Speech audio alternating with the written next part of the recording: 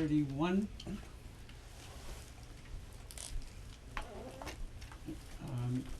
Remind everyone that this meeting is being recorded, so everybody please be respectful of each other and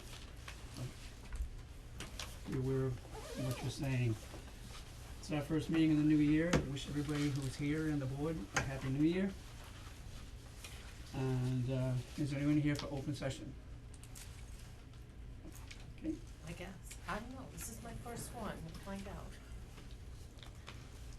Well, if you're not on the agenda and you're here for an item that is not, you would be considered open session. I'm here for the manger.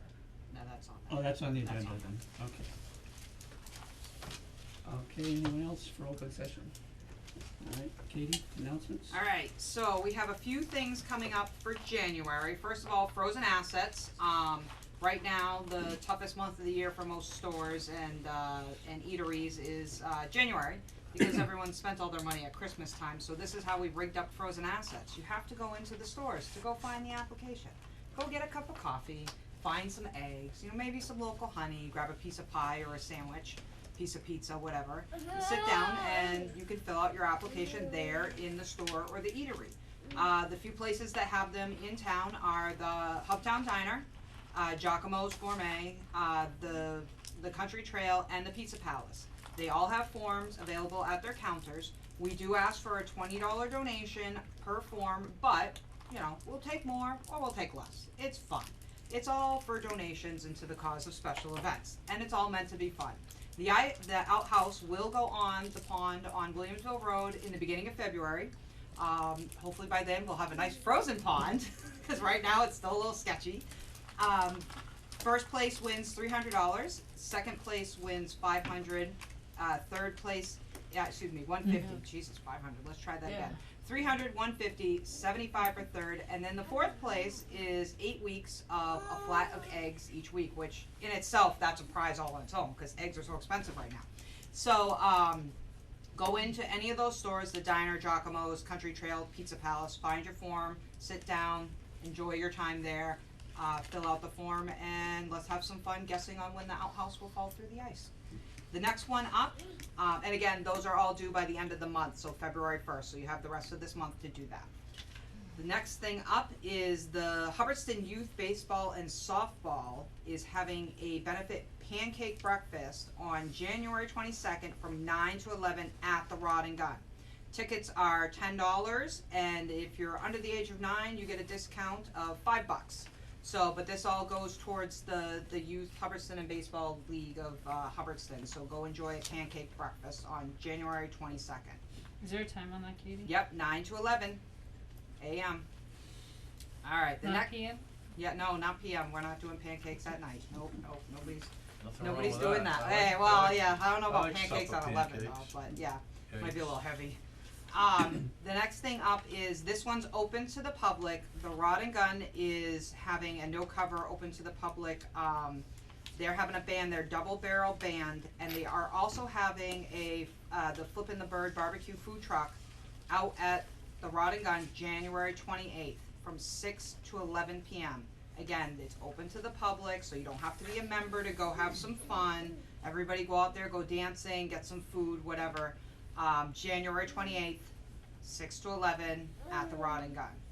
And then the new one is, so the Hubbardston Scholarship Committee, which I also sit on that board. Normally we do the roast beef dinner in February, but the price of meat, we're gonna try something different this year.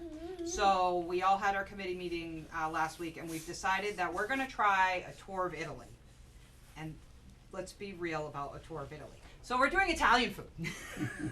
So we're gonna do, we're looking at doing like stuffed shells and raviolis and penne with some Alfredo, meatballs, sauce, different types of Italian foods, all at the same, like a buffet style kind of thing. Tossed salad, bread, cupcakes for dessert. That's going to be January 4th. No cannolis?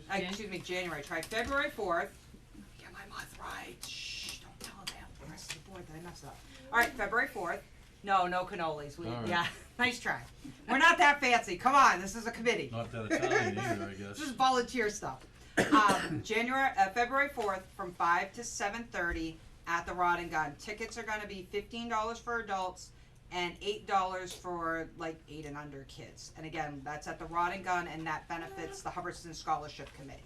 And that's what we got going on for like the next month that has popped up so far for events here in town. So, again, get your frozen assets going. Okay. Thank you, okay. We have a consent agenda, one thing to add to what's already on the sheet. Under the appointments, we have a Cheryl Chan who is resigning from the Economic Development Committee, so we have to accept her resignation. And we're appointing Michael O'Connor. And the appointments that are on there, they're all waiting, the waiting period, so that would be part of the motion. So if I could have a motion to accept the consent agenda, appreciate it. I'd like to make a motion to accept the consent agenda with the amendments of Cheryl Chan's resignation and the appointment of Michael O'Connor. Okay. Second. Motion made and second. Any discussion? All in favor? Aye. Yes. Opposed? Motion carried, thank you. Under new business, we have Ware River Watershed Update. Is Cindy, Oh, that's me. okay, Okay, now you can come and Now you can join us if you wish. Okay. Okay. Oh, sorry. Oh. Bob Patch, Okay. I'm part of that committee too, I'm chair of the Open Space Committee, so it's a related Okay. interest here. Welcome to you both. Hi there. So did anyone read the draft proposal, the DCR draft proposal that I okay. So, we got some nice things, and then we got some bad things in the draft proposal. Some things have changed drastically since, the draft proposal came out at the end of it came out like the beginning of 2020. The first thing that impacts Hubbardston is Comet Pond, which I think everyone saw, all the newspapers and everything like that.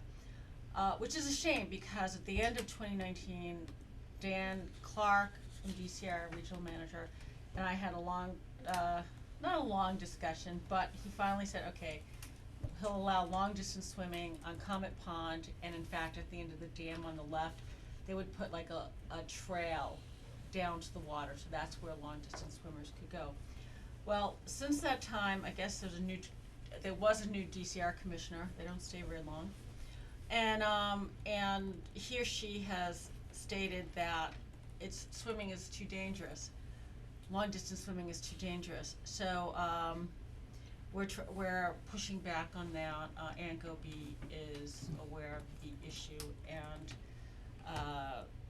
and as you price, I don't know if anyone attended the meeting back in, what was it, December, beginning of December? Yeah, that was a major issue, at the Quabbin Regional High School. So, one thing is, and I can send the pointer to you, there's a write-in period till like mid-February. Yes. You already have it? Yep, and that's why I wanted Okay. to have you guys here this evening, Okay. so that we could get the information, so that I could draft Okay. a letter on behalf of the Right. select board for their next meeting. Okay, good. So the thing is that as far as the DCR commissioner deciding that long distance swimming is dangerous, you know, everything is dangerous. You know, you can hike. I mean, you could trip in your living room and fall, or you could fall off your horse several times this past year. That's a lot more dangerous than long distance swimming. And having one person's opinion about what's dangerous and what's not is really upsetting. So that is something I would highly suggest Hubbardston push back on with DCR. Can I ask Sure. a question? What exactly is long distance swimming? Oh, Is it's, that Comet you're Pond? just not in the rectangular, fencing that, that DCR has, At the And beach. it allows, at the Yeah. beach, Yeah. and the thing is, Beyond it the allows borders. you just to swim, go as fast or slow as you want, go as far as you want. I like long distance swimming, if I start out at like a quarter of a mile, and I just go, I can just swim.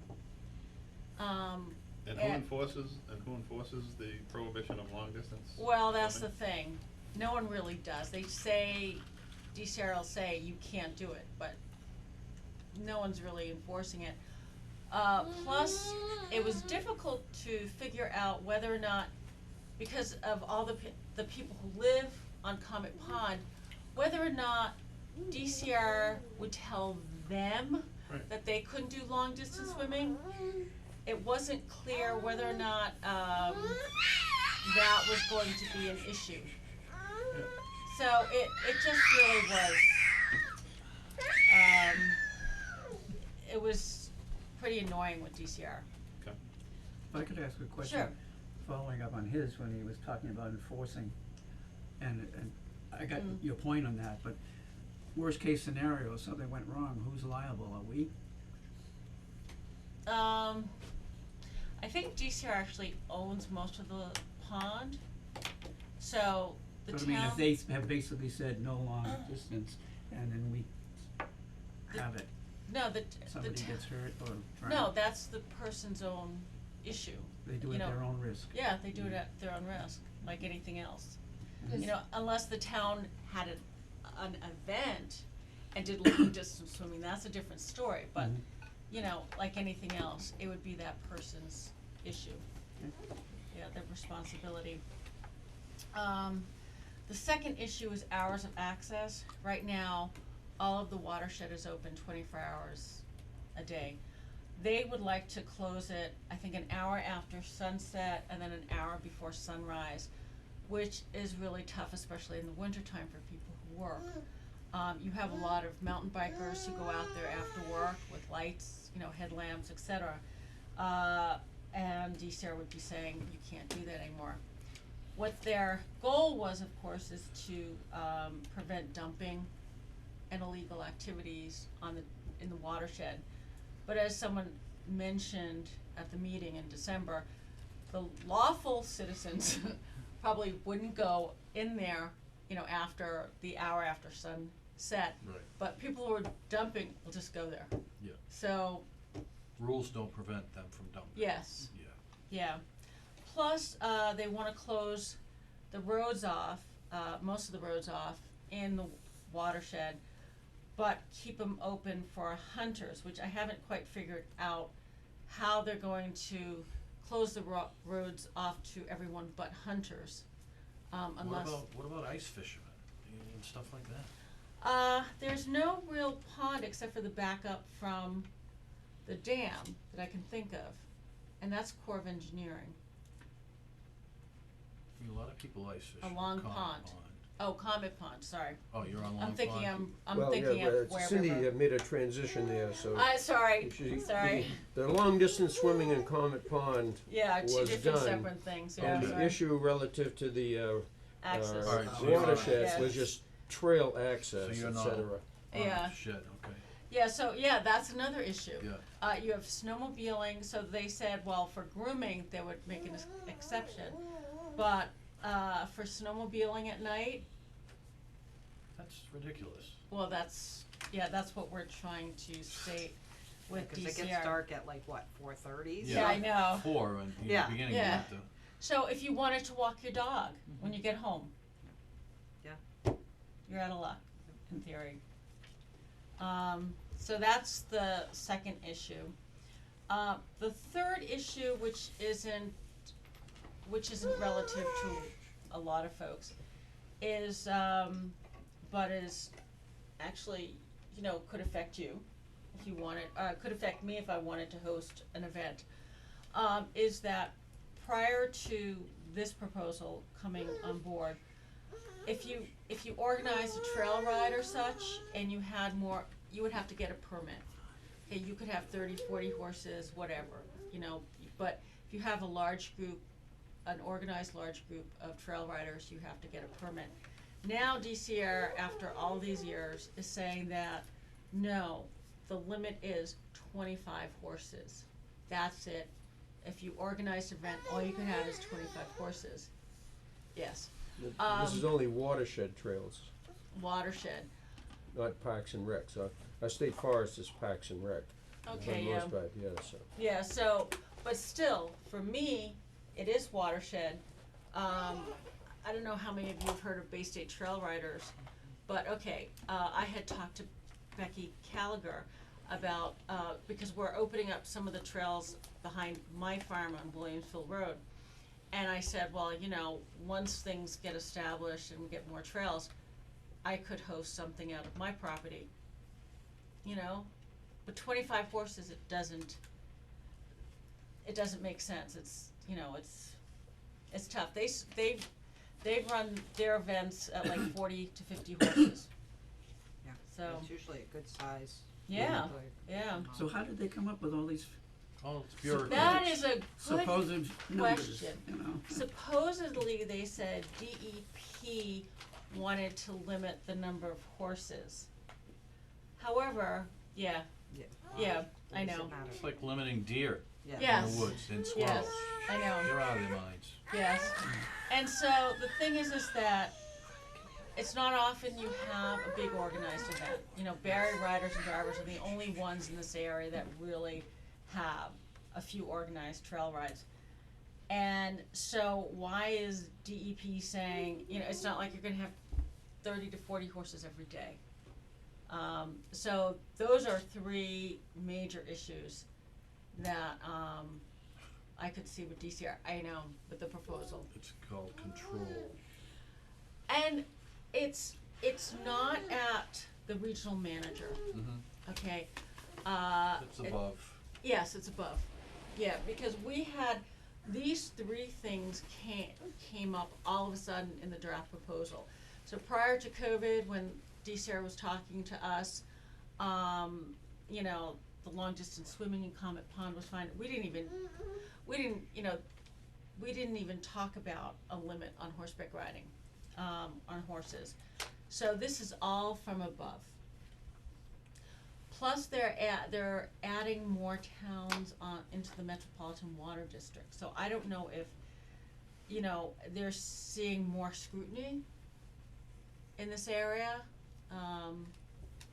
But it's not like they get a lot of water from the Swift River. They get some, but it's mostly like now. I think they stop, I think they said something like June they stop You mean the Ware taking River? water, yeah. You Did I said say Swift? River. Oh, sorry, Swift River, The Ware River. Ware River. Thank you, Bob. But they take only so much from their intake pipe out on 122 till about June, I think. Yeah. So, What would you like from us then? probably a letter, both a letter to Ann Goby. Mm-hmm. How You about know, Donnie, with you? I would Just say yes. I have not really seen him much in the meetings. Our rep, Donnie Donnie, Berthier. I can't, you know. Berthier. But mainly Ann. Mainly Okay. Ann Goby has been the one, she's been at our meetings several times and was at the public hearing in December at the Quabbin. So she is and in fact, they just formed a new group. I remember seeing it somewhere on, I forget what it is, but it's some type of outdoor group. So she wants to push for the Ware River watershed staying as more of a recreational area. So, one question I have, do they have any testing to back up what they're trying to do? No, Okay, thank you. yeah, So they, they're yeah. overreaching is what they're doing. yes, they, I don't even think they do any water testing at Comet. They may, but it wasn't, it was, Becky Gallagher from Bay State Trail Riders kept asking them about testing, and they don't. A lot of what, at least I understood, was they surmise. Yeah. So, Thank you. so All right. Ann Goby, and also filling out, Yes. that, and, if possible, if the select board could write a letter to the DCR commissioner, whoever that will be now after the new, the change in leadership. Yes, any letters that are proposed to go out would go to all of the legislators, Okay, great. anybody who Yeah. along the chain. Yeah. That would be good, because the thing is once they make it that restrictive, especially for recreation, that's the thing I'm looking at. I can understand about, in some ways, a lot of the roads closing, because the people who go through the roads in some ways that I've seen, they just go through. But that could also be another thing, is that they do wanna close the dirt roads, like Colebrook Road, that area. So if you're fishing, depending upon where you fish, you may have problems like off the prison camp road. Accessing, yeah, right. Yeah, so that's another issue. Well, the biggest issue I see is by them stomping on, they're overreaching, it Yeah. hurts our small business community. Yeah, Because that's where most of our money comes from, yeah, is the small business. That's Yeah. what they depend on. And when you start restricting access to yeah, and this town, I mean, how much property is owned by the state in this town? It's like 40%. yeah. Yeah, 44. It And, hurts us. yes, and there's a very large horse community. Yeah. That's why Well, not only the horses, but that's what, like the EDC and everything, we're trying to gear Yeah. ourselves Yeah. towards is the Anything, open horses, space, dirt recreation, bikes. things like Yeah. that. Anything to bring Yeah. people into town, and they're hurting Yeah. us by putting more restrictions on us. Yeah. Which is far Yeah. overreaching in my mind, and it just hurts everything. It's a trickle-down effect. Yeah, Excuse me, Yeah. just Peter. Yes, sir. Yeah, I'm just running out of time with my business manager here. There's a fourth issue potentially too, although there's certainly a timing issue related to it. There's a significant portion of trails in what's referred to as the Northeast Watershed, which includes all of the trails that are across the street. Some of them are in a wildlife management area, some of them are in the watershed. Only a couple of those trails were opened up for public use in this plan, and there are some complex reasons for some of them. Like Highbridge Road has a railroad crossing on it, so the fact that there's a railroad crossing and the crossing has not been made safe would be an impediment from DCR making it a legit trail. But it's still a worthwhile effort to go after those, because there's a whole lot of interesting things we could do as a town if we could tie together our trail areas.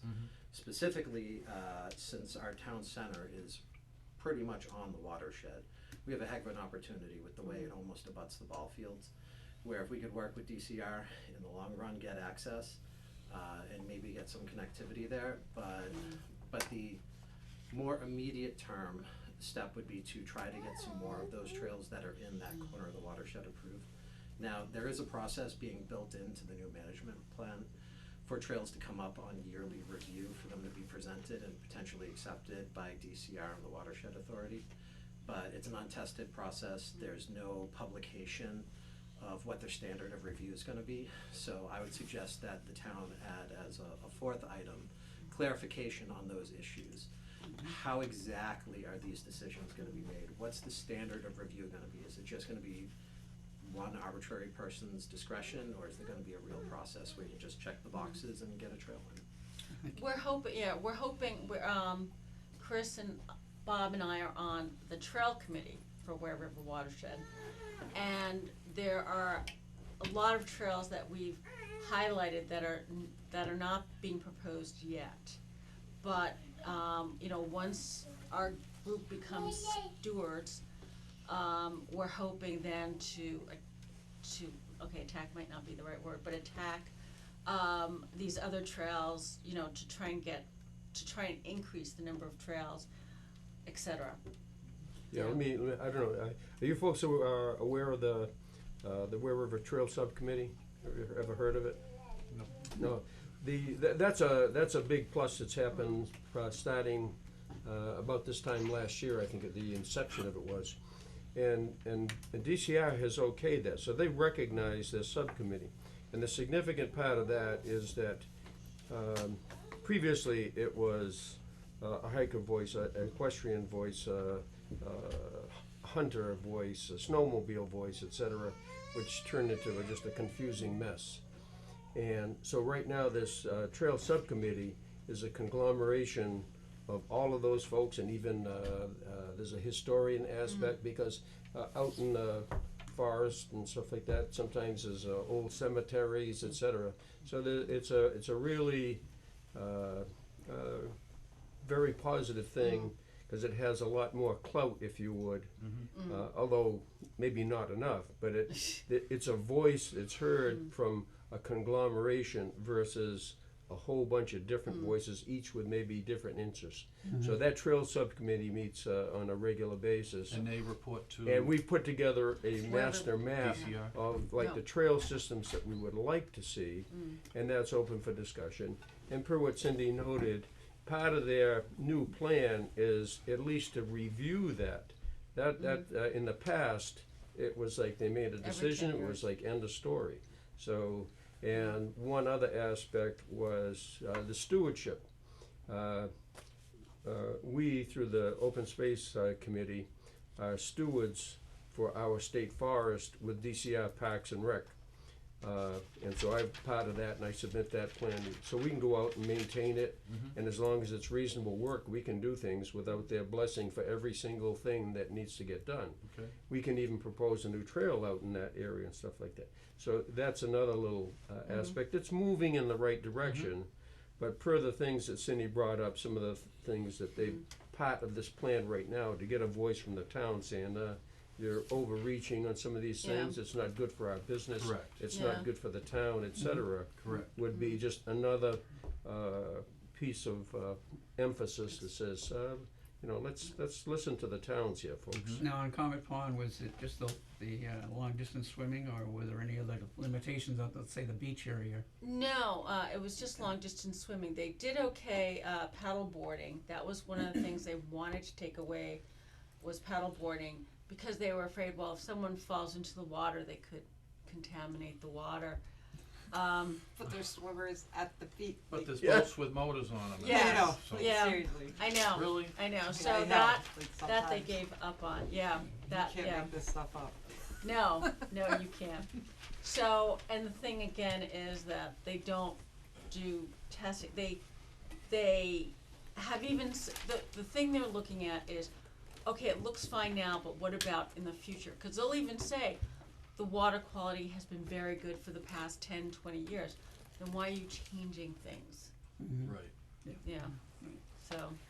So, would we need a motion to direct you to? No, I can bring the letters forward at the February 6th meeting or whatever comes next, and you can review them as we have with previous correspondence. It seems like with the presentation that it would be incredibly pertinent for the select board and myself to reach out, so I can begin drafting that up, and it'll be on a future meeting. The That's great. 4 Thank specific you. things that were mentioned, we should Yes, really Yeah. highlight in the letter, yeah. that's great. Thank you. Appreciate it. Thank you for coming. So Thank this you. letter's going to Ann Goby? To a That whole we're bunch of writing? people. It goes to everybody And- automatically, he said, but Ann Ann. Goby and Yeah. above, Yeah. DCR and Yeah. whoever Yeah. else is reaching their Whenever those fingers. people Yeah. are, because with the change in administration, there's a lot of things still up in the air. Yes, that's So yes. it'll go to the members of the legislature, whoever at DCR is Okay. in place, and whoever will listen, because we want to make sure that we're getting our word out there. Great. Yeah. Thank you. Well, thank you very much. Why And don't- I'll why make don't they just worry about east of the pike, I mean, east of 495, Yeah, I know. and we'll take care of our own out here. Yeah, well, that's not gonna happen. So, Mr. Chairman, They wouldn't have noting any that water if there that was the are case. a decent amount of presentations ahead of some of the items that residents are here for, I was hoping that we could maybe offer to take the nativity scene out we- of order we so can do that. that, sure. What, Susan doesn't wanna wait all the way to the end? And that's what the note I wrote her Yeah. was No, about. that's fine, sure. All right, then we'll, under the new business, we'll skip down to E, and, the donation of the city's. So, and would you like to speak to that? Thank you. Thank you.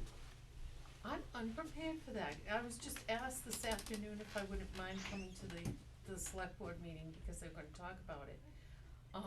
So I have a couple of comments. Yes, sure. Would you identify Do you want me yourself, to please? sit down? Yeah. Should I sit up Yeah, here? come on, Sure. up, please, yeah.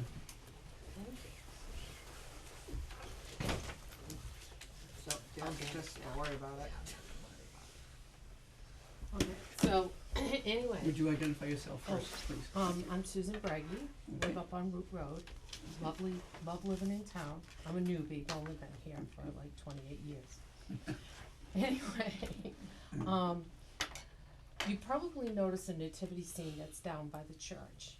And the thing that is very interesting is that nativity scene has been paid by returnable bottles and cans that the seniors have been doing it, and I think they've been doing it, is it like 10 years? It's been quite a while. Ever since it's been there. It's been quite a while. So they finally finished. The value of it is over $3,000.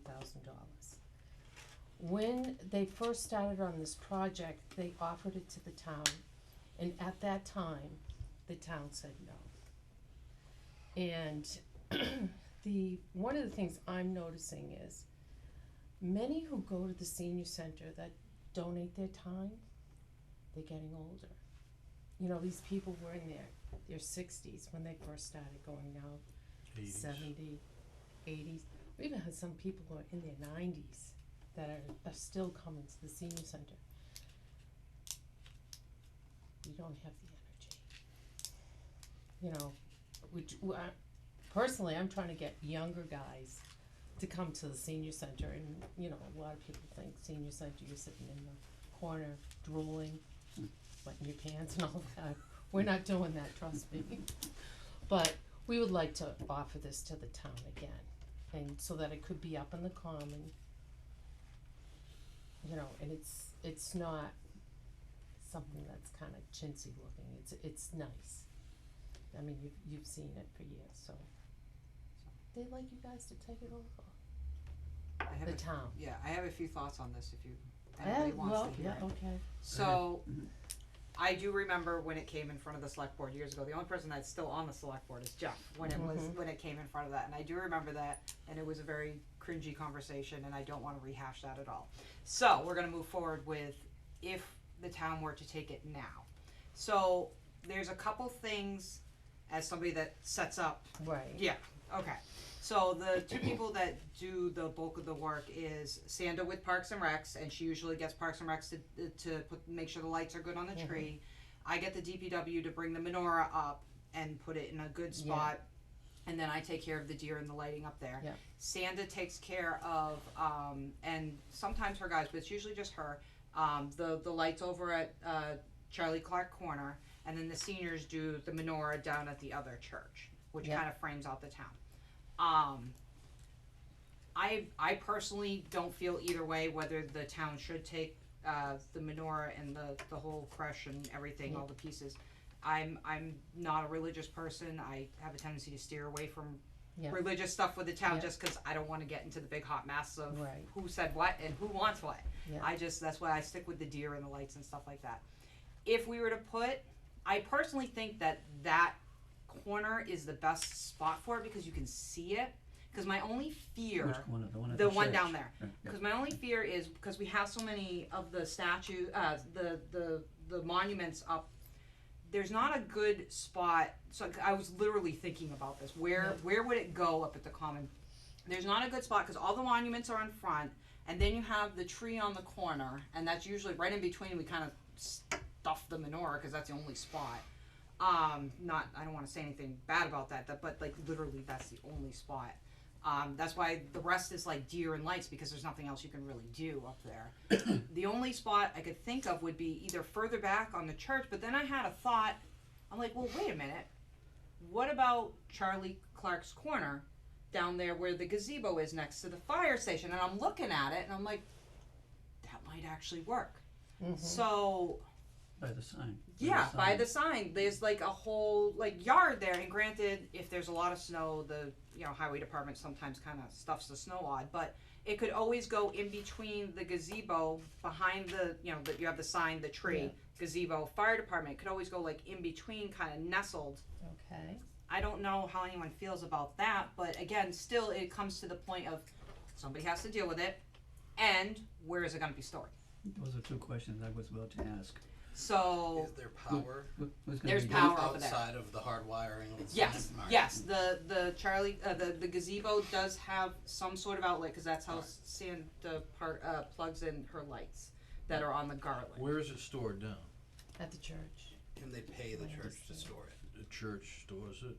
Why can't the church just store it? Who pays the church to store it? Senior center. You do? That church though, cause it's not, well, the church is on the It's house. got some nice siding from the town folk. So, I mean, I have storage, but not enough to put that in So I for guess, special events. I guess my first question would be is how this board feels about accepting a nativity or a manger set. I guess I have reservations about it. I think it kinda steps over the Boundary, separation of town and religion. church a little bit more than I'm comfortable with. Well, what about the menorah? We do the menorah, we do the Christmas tree, and I think we do another symbolic thing that I think Right. is more of the celebratory piece and a lot less of the religious thing. I think once we have a baby Jesus in our possession, we've gone a little further than I'm comfortable with. So, But isn't that, no, maybe I'm a little bad at my history, but isn't that right there with the menorah? I think the menorah is the light. Okay, so if you go to the Christmas tree, right? Yeah. Christmas has become less of just a religious holiday, more of Right, something it's an many celebrate. overall. So Overall. people who are Jewish, a lot of them will still celebrate some form of Christmas, or they'll have a Christmas tree, like it's more symbolic of the times and so forth. The menorah, I think, was more added a number of years ago to be more encompassing and make sure we're inclusive of all cultures, and more of a cultural piece than necessarily the religious end. I'm just not comfortable with it. Yeah, I no, think it's I hear you. I think it's a misstep. It's a fine line. It's a fine line. And I'm sure it's beautiful, and I've seen it when I've driven by to bring my child to daycare, and it looks lovely. I just don't think it belongs on the town property. My biggest thing is storage. That is my one concern and only concern. The whole religious back and forth thing, again, I have a tendency to stay away from it either way, but I personally am not preferenced either way on that either, on any sort of religious. I just, okay, this is what we're doing, this is what they're handing me to set up, this is what I set up. You know what I mean? Like, Yeah. I understand what you're saying though, this was the exact stance of the select board the last go, was you. I was on that board. and, Yes, you start to get, The issue was brought before us by some member families in town who were Jewish, et cetera. And they was very respectfully just requesting it. We hashed it over and so forth, all of these considerations, because we realized it was a delicate issue and religion, but we opted for it at that time, and that's how it came up. for the menorah, you mean? You're right, Okay, yes. alright. And that's how that came about. So I understand all these considerations. I agree also in the sense you said it's $3,000 worth of items. Who's gonna be responsible for it, and where is it going to be stored, et cetera, who's gonna set it up, who's gonna take it down? And is that gonna fall in our laps, and now you are crossing the line as far as religion and government goes. Right. If it falls put in our lap, we gotta make certain that it's put up and so forth, and that is really more than just a gray line Yeah. to me, so I don't know how Well, to I mean, if approach this. I don't have enough information to have this argument or discussion, discussion with you. okay. I mean, I was just asked this afternoon. No, I'm not criticizing you. No, I I didn't mean I'm not if I did- criticizing. And I don't wanna apologize if it say seemed anything that way. like, well, what the heck? Yeah. You know, I don't wanna do that Yeah. either, and I think it appears that we have to have more information than to What just is, say. I guess I'm not clear on the root Yeah. cause of the issue here. What, We get you it. don't wanna be responsible for putting it up and taking it down? The seniors can't handle it anymore, essentially. Right. And that's at the church. I think whether it was at the church or wherever it is gonna be, you kinda, I mean, That manger is big. it's, And we're apprehensive about putting it on town property? yeah, because it's religious. So basically what you need is help putting it up and taking it down where it gets Well, put I'm up and taken thinking that down. maybe we could get Storing it the and everything Boy else. Scouts. Boy Scouts, Girl to help- Scouts, Cub Boy Scout, Girl Scouts. Scouts You- to put it To up. help put, you could always put out a Yeah. call to ask for Yeah. At the kids. church. I think, you know, you should reach out to charitable organizations in town. There is a Hubbardson Lions Club that might be very interested in something like that. Mm-hmm. That's a great idea. To I help, would suggest yeah. you attend one of their meetings real soon. Alice? I just have two questions. Yeah. The crash scenes on the town common has been litigated many times, so whether you can do it and whether you can't do it, so if you're gonna accept it, you know, you have to check with town council and see, or somebody's gotta do the research and see where that stands, cause you don't wanna cross that line, have the Civil Liberties Union or somebody show up. The other thing I was wondering is, have you talked to Mary Bellotti, you know, the minister at the church that's in front of? I haven't, Because, I'm just a representative. Oh. I know nothing. well, we worked with her because of the restoration of the siding. Yeah. But if that's where it's stored, and, I mean, they have an active congregation, it's not big, Yeah, but they're they're working paying to hard have at it it. stored there. It Right, seemed- well, maybe they would, I mean, maybe they're the people that would be willing, I mean, I think they love having it there, it's on their property, why not Honestly, it's the let best them own doable it spot. and insure it and put it up and, I mean, you could Friends at of the least talk to her, I don't Senior wanna Center are speak for paying for Mary, not- I just think that she could be asked. She No, I think it's a good is suggestion. a very nice lady who did Yeah. like the, Yeah. and very civic minded, she did the Habitat for Humanity house blessing and I think you should talk to her. Cause And they're see- paying them in the low hundreds per month for storage Oh, and per month and or year? electricity. Kidding I me? wanna say it was 800 for the whole year. I can get Are you Claudia. kidding me? Didn't get the number from Claudia. Was supposed to be here until last minute when I'll an store it in a issue shed if I happened. have to for that amount. Jeez, Well- that's crazy. It's, yeah, Yeah. cause you could get a trailer in a couple years with that Yeah. kind of cash and then have Well, your own yeah. to store it. So I was the thinking challenge store it is- down on So the 68. challenge is storage. Yeah. Fees. But it's Set up. it's okay to be set up on church property and taken down on church property? If they would allow you. I mean, I think the point you made where, you know, it's in a very nice place. Yeah, right. it's Basically, very- you're you know. paying every month, even for them during Christmas for it being out, you're still paying for that. That's ridiculous, as far as I'm concerned.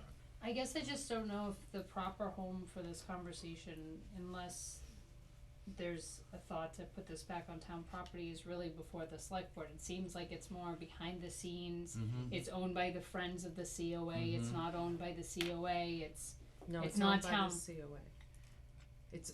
I believe it's owned by the COA. They're the ones who were donating. I thought it was One- the I was under Friends the who are impression paying. it was the Friends of Friends the pay COA. the rent, maybe. Friends pay the rent. But the COA, we didn't use any taxpayer dollars for No, this. this This is is all collected donations. You know, by they've done it all, cans, they've done it yes. all. Yeah. So It's I'm cans and gonna bottles. assume it's probably the Friends of the Yeah. COA, cause they're usually the vessel for the donations. So- No, this is not, it's totally separate, Okay, totally separate. but I would still say that Nate can probably look into that on the off channel end and work behind the scenes with Claudia to have conversations with With the whomever church. may need. Absolutely. So this is to be brought up again at some other time. Apparently, we have a little investigative But- Yeah. work that needs to be done. I guess I just don't know if this is the right Yes. forum Yeah, We, for this we conversation. may be able to figure out what to do with the nativity scene without having it properly donated to the town as it was presented. And I will look into that with Claudia, who unfortunately couldn't be here Right. tonight because of the family issue. I have a question, has anyone, and again, I realize you've just been asked to be Yeah. here. Yeah, I was just curious if the Claudia or anyone else asked the church people themselves if they wanted it. It's on their property for the holiday seasons, I have no knowledge. cause it's gonna be, it's a donation, you're not asking anyone to buy it. Right, So, and if it's good, that's the perfect place for it. I was wondering, that should be an approach, see if they want it. The would donation do would it likely themselves. cover the life of the storage and Plus, you know, electrical we've just fees. rejuvenated the church yeah. as a town, and I mean, I think that's something, mentioned to Claudia or whatever, Yeah. Has that been asked? And if so, and if they said no, I would personally like to know if they said no, because then, you know, we've done a few things for them, but I agree with Heather, it's really probably not an issue that the select board itself can make a motion, it's not, Okay, it doesn't fall into our laps for that, I or appreciate our it. purview, I guess. So, as I stated, Hubbardston Lions Club might be an option. They have storage. They have people who can put it up and take it down. Yeah. If the church is okay with having it there. You know, Yes, just ask. they them. decorate the bandstand up at Curtis Rec Field every year, Yeah, which looks absolutely fabulous. So, You think they take it on, Chris? I can find out. Have to go to vote probably, so. If I can get your name and your phone number, sure. I'll have someone contact you or whoever you think they should No, be I think contacting. this is Yeah. We'll collect, be able to work with Claudia. Claudia. Yeah. Okay. We'll make that connection. I'm surprised Claudia didn't, think of that, but okay, Yeah. we'll work with Claudia. Yeah. Very I'm good. sure she didn't think of it. Very good. Thank you for Thank your you. time. Thanks, I Bill. appreciate it. Okay, we'll move back up to, new business B, VHB memo, remedial options for lot 57. Nate, Alright. turn it over to you. Yeah, so I believe Katie Kuzma, VHB, and Paige Cornell, also a VHB, are both turning their cameras on. Do you know which one of you is going to be making the, kind of be the main presenter right now? They can pin you, because you are up on a television. Yeah, so that'll be me. I'll be kicking it off and Katie will be jumping in. Alright, Yeah. the floor is yours. Thank you for joining us this evening. And Yeah, of course. who was I'm this? Paige. I'm with VHB Site Investigation Remediation Group. We're doing the assessment and remediation for the lead impacted soils that were identified on lot 57.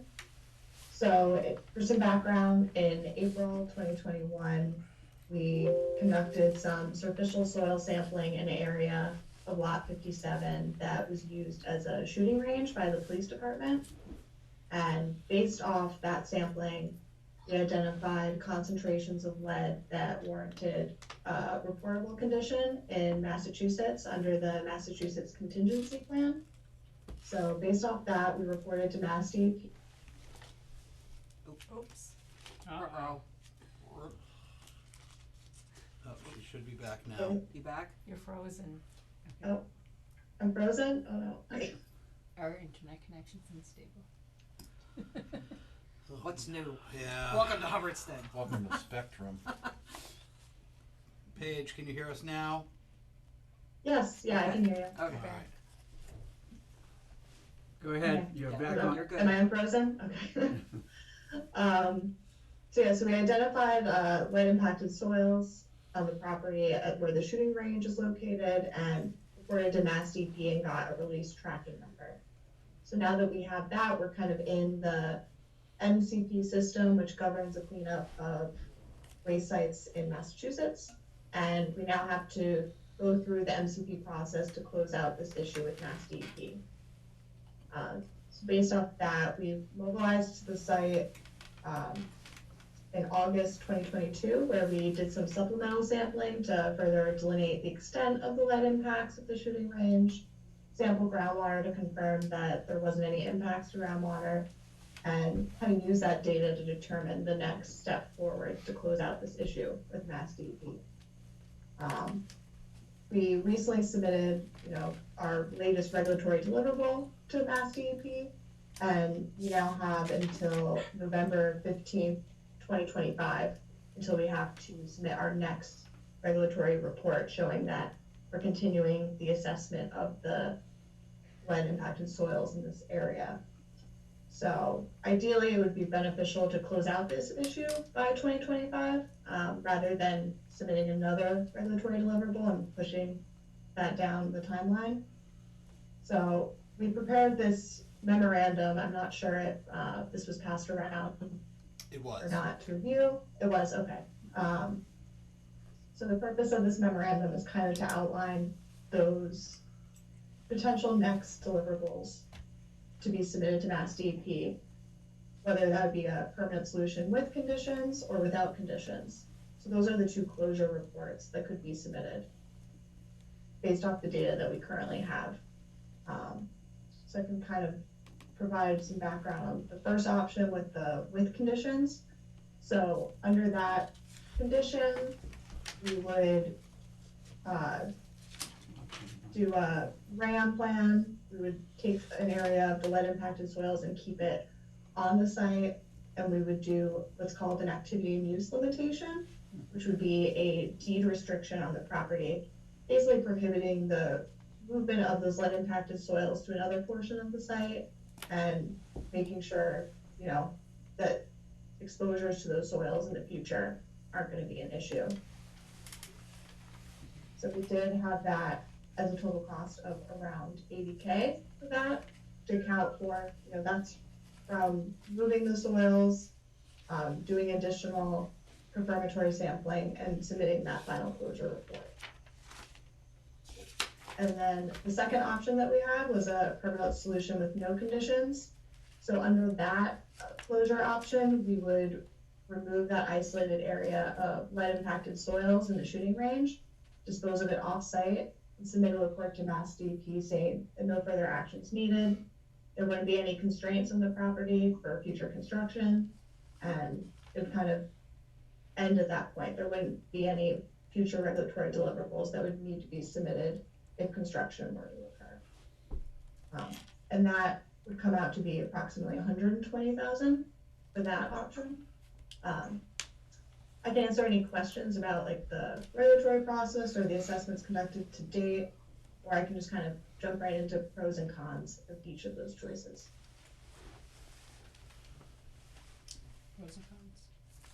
No one has any questions for Paige or Katie before they get going on pros and cons here? And this is not something that'll obviously come up this evening. This is just a presentation on their memorandum. Mm-hmm. I'm good. Mike? Mike Stahl, 5 Lombard Road. Regarding the regulatory considerations, is the assessment that was done like what would be called a phase 1 or a phase 2 assessment? Yes, so originally in 2021, we conducted the ASTM phase 1 environmental site assessment. That's more of a general due diligence document that we then did a phase 2 ESA. Based off the results of that phase 2 ESA, we identified that reportable condition that now we're kind of in that MCP specific system, Massachusetts reportable system. Thank you, Paige. Yeah. Anyone else? Yes, Alice. I just wanted to say a couple things. Is we had the same presentation between Mark Kresge, who's our administrator, me, Nathan, and Mark Kresge has like 25 years experience in this field, and he was very passionate that you really want to have it hauled off, because otherwise you're dealing with a permanent deed restriction. So if you were to put it under the pavement, which was one thing Bill Murray thought we could do, the problem becomes, you know, whenever anyone wants to move the parking lot, I mean, it just resurfaces as a problem, and it's a permanent restriction. If the town wanted to sell that land, which they could, if it was cleaned up, they could actually sell it unencumbered. I mean, you still have to deal with the gravel pit that's there and leveling it out. But I just wanted to point that out, that he felt strongly that way as you weigh the options. And the other thing I wanted to point out. Strongly in the sense of not having it hauled out. No. Of having it Of hauled having out, it, okay. paying the Yes. extra, whatever it is, 60,000 or 50,000 or whatever. I got you. I'd also like to have it remain in people's minds actively that between now and 2025, there are going to be likely grant opportunities for us to apply for different opportunities here, whether it be an economic development or something like a brownfield grant or a green communities initiative, something along those lines.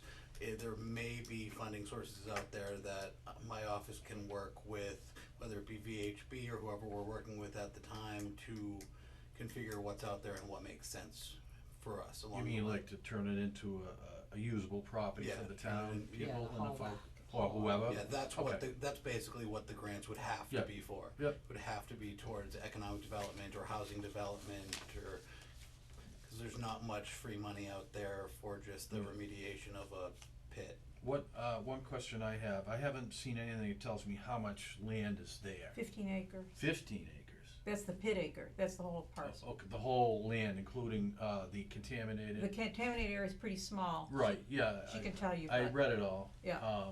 But I didn't know the whole area was 15 It's acres, about a so that's 15 quite a bit of land. And Oh, yeah, Okay. sure if I is. can just add for the new people, that, the way this sort of all came into being, how we got here, is that, back a number of years ago, we did the last housing production plan. We took an inventory of all the land in town to try to figure out where we could put affordable housing, and this was the only parcel that the town owns that we could use for that, and so we used affordable housing, we used, CPC money for the first leg of this study. Mm-hmm. We actually took a tour of the place with a group of people who were interested in that Right, too. and then, right, but this Right. last phase of it that they've done was taken out of ARPA money. Yeah. But I still think it's a good affordable housing, but we've now taken that out of the planning board, and we now have an affordable housing committee, which has never met, which I'm on. But in the defense of the affordable housing committee, you know, it's important, I mean, the big stumbling block is really land. Where are you gonna put this stuff, right? Yep. So I think that you should, as you mull over this issue, we should get the new affordable housing committee, cause it's new voices involved, get Claudia involved, get people who deal with seniors. Make sure that everybody's on the same page to use that for affordable housing. And I was thinking senior affordable housing, cause that's what's so desperately needed, but, Mm-hmm. but Either anyway, way, it's sort of gonna a be affordable housing, so. cart Right. before the horse, or, you know, does the housing committee needs to know it's got land to work with, but Well, it we don't also have needs to land to be work, involved. yeah, the housing committee doesn't have land to work with until this is cleaned, so.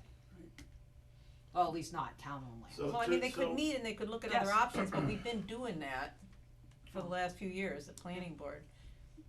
You're on it, I'm on it, call If them the entire property is 15 acres, and you said there's just a small part that's contaminated, Correct. does that discount the entire 15 acres for any future development? Or is it just where the contamination is that couldn't be developed? You can I talk would it, also, Go ahead. to chime in here, I would also add that since the area is it's a very small area that's impacted with lead, if the area were to be redeveloped, there could be some cost savings to manage or ship the soil off-site if it were done during the redevelopment of the property. Mm-hmm. Two you birds have with to one stone. remediate it some way. I mean, you could carve out the piece and say, well, you know, but you still gotta remediate it, right? So you might as well, it will affect the developability of all of it. Yeah, if it's gone, Until you, if if it's gone. off the deed, you don't have to worry about Yeah. it. So that's the biggest thing, to get rid of it. But coming up with the cash to do that is another thing. Well, I like what Paige just said. Can you say that again, Paige? What you just said? It sounds like we can roll the cost of, Yeah. of remediation into the development process, yeah? And depending on the timeline of the development, you know, we do have to hit that 2025 regulatory deliverable date, but if you were to, you know, redevelop the property and there's significant earthwork that's happening, they could excavate and ship that soil off-site at the same time. That's something to keep in mind. Yep. Yeah, that's good. Thanks for throwing that in there, Paige. Yeah. Anything else? Or any other questions? Do you have anything else, Paige, or? I think they were gonna give us the Um, pros and cons. Yes, pros and cons. Yeah. Yeah. Yeah, we kind of discussed majority of them in that, but just another thing to note as well with the permanent solution with conditions, the shooting range and the area of lead impacted soil does extend onto the northern abutting property. So there will be some discussion with the property owner. They've been notified that the lead impacted soils The butters? are present on their property, but there will have to, if there were to be a deed restriction, there would have to be some coordination with them. So they have been notified through Yes. your? Yeah. Yes, okay, Yes, they've been notified that Been the notified and they've been in disposal. touch with us. okay. Just out of curiosity, not to be a total jackass, but how much does it cost to go to a shooting range? And please tell me we're doing that now. We are. Like, 'cause it can't cost this much. The police, We're No. using someone else's Yeah. and it's free. for a long Okay. time, yeah, for a couple of years now. Okay, alright, 'cause, Remember, Well, they do make lead-free ammunition now, well, yeah, that's great. but it's a little late for that. Yeah, a little bit, just a little bit. things have been being dumped up Yeah, in that area for years, going back to the the big dig. Yeah. And we Well, never, that's- and we never got a dime on that either. Yeah. We just kept taking it. Well, that was on, Somebody got paid. well, that was on the other, not the town property. Right, that was the rest of the pits, Yeah. you got the Yeah. Browns and the Excellent. Marinellis, everybody, yeah. But the town is responsible for what happened on our pit, Of course on it our is. watch. So do we have any more questions for Katie or Paige? Cause it sounds like Nate's plan of, sit and wait a little bit, see what we can find for funding, and KP's comment about perhaps development and funding will all come hand in hand, and to Paige's comment, prior to November of 25.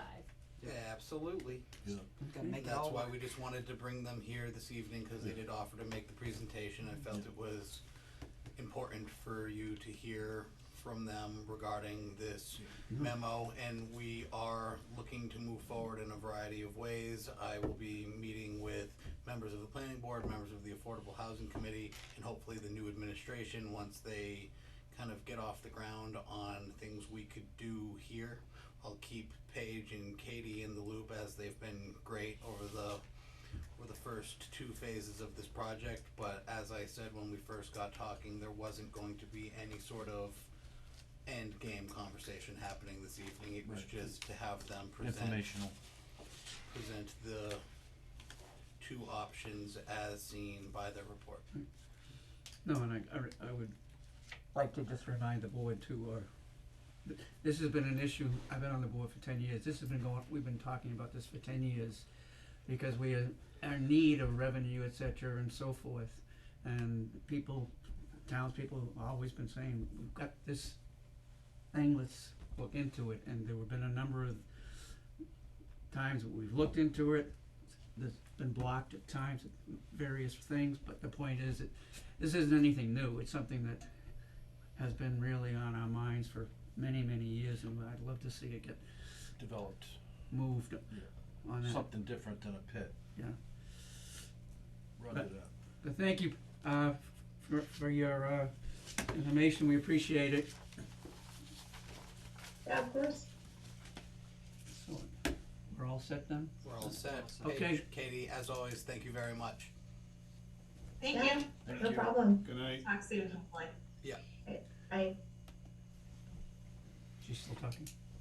Okay, alright, we'll move to item C, the police chief interview, and before we do that, before we start that, I just wanna make a point in regards to that also. We have several other items to do on here, so, there will be no questions taken from the public. Whatever questions are asked, deemed will come from the board itself, and that's how we'll handle this, okay? Ryan, if you'd like to come up and join us. Good evening, everybody. Good evening.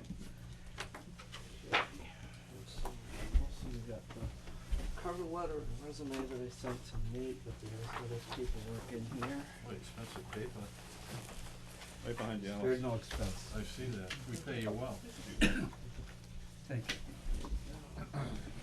It's off-white, right?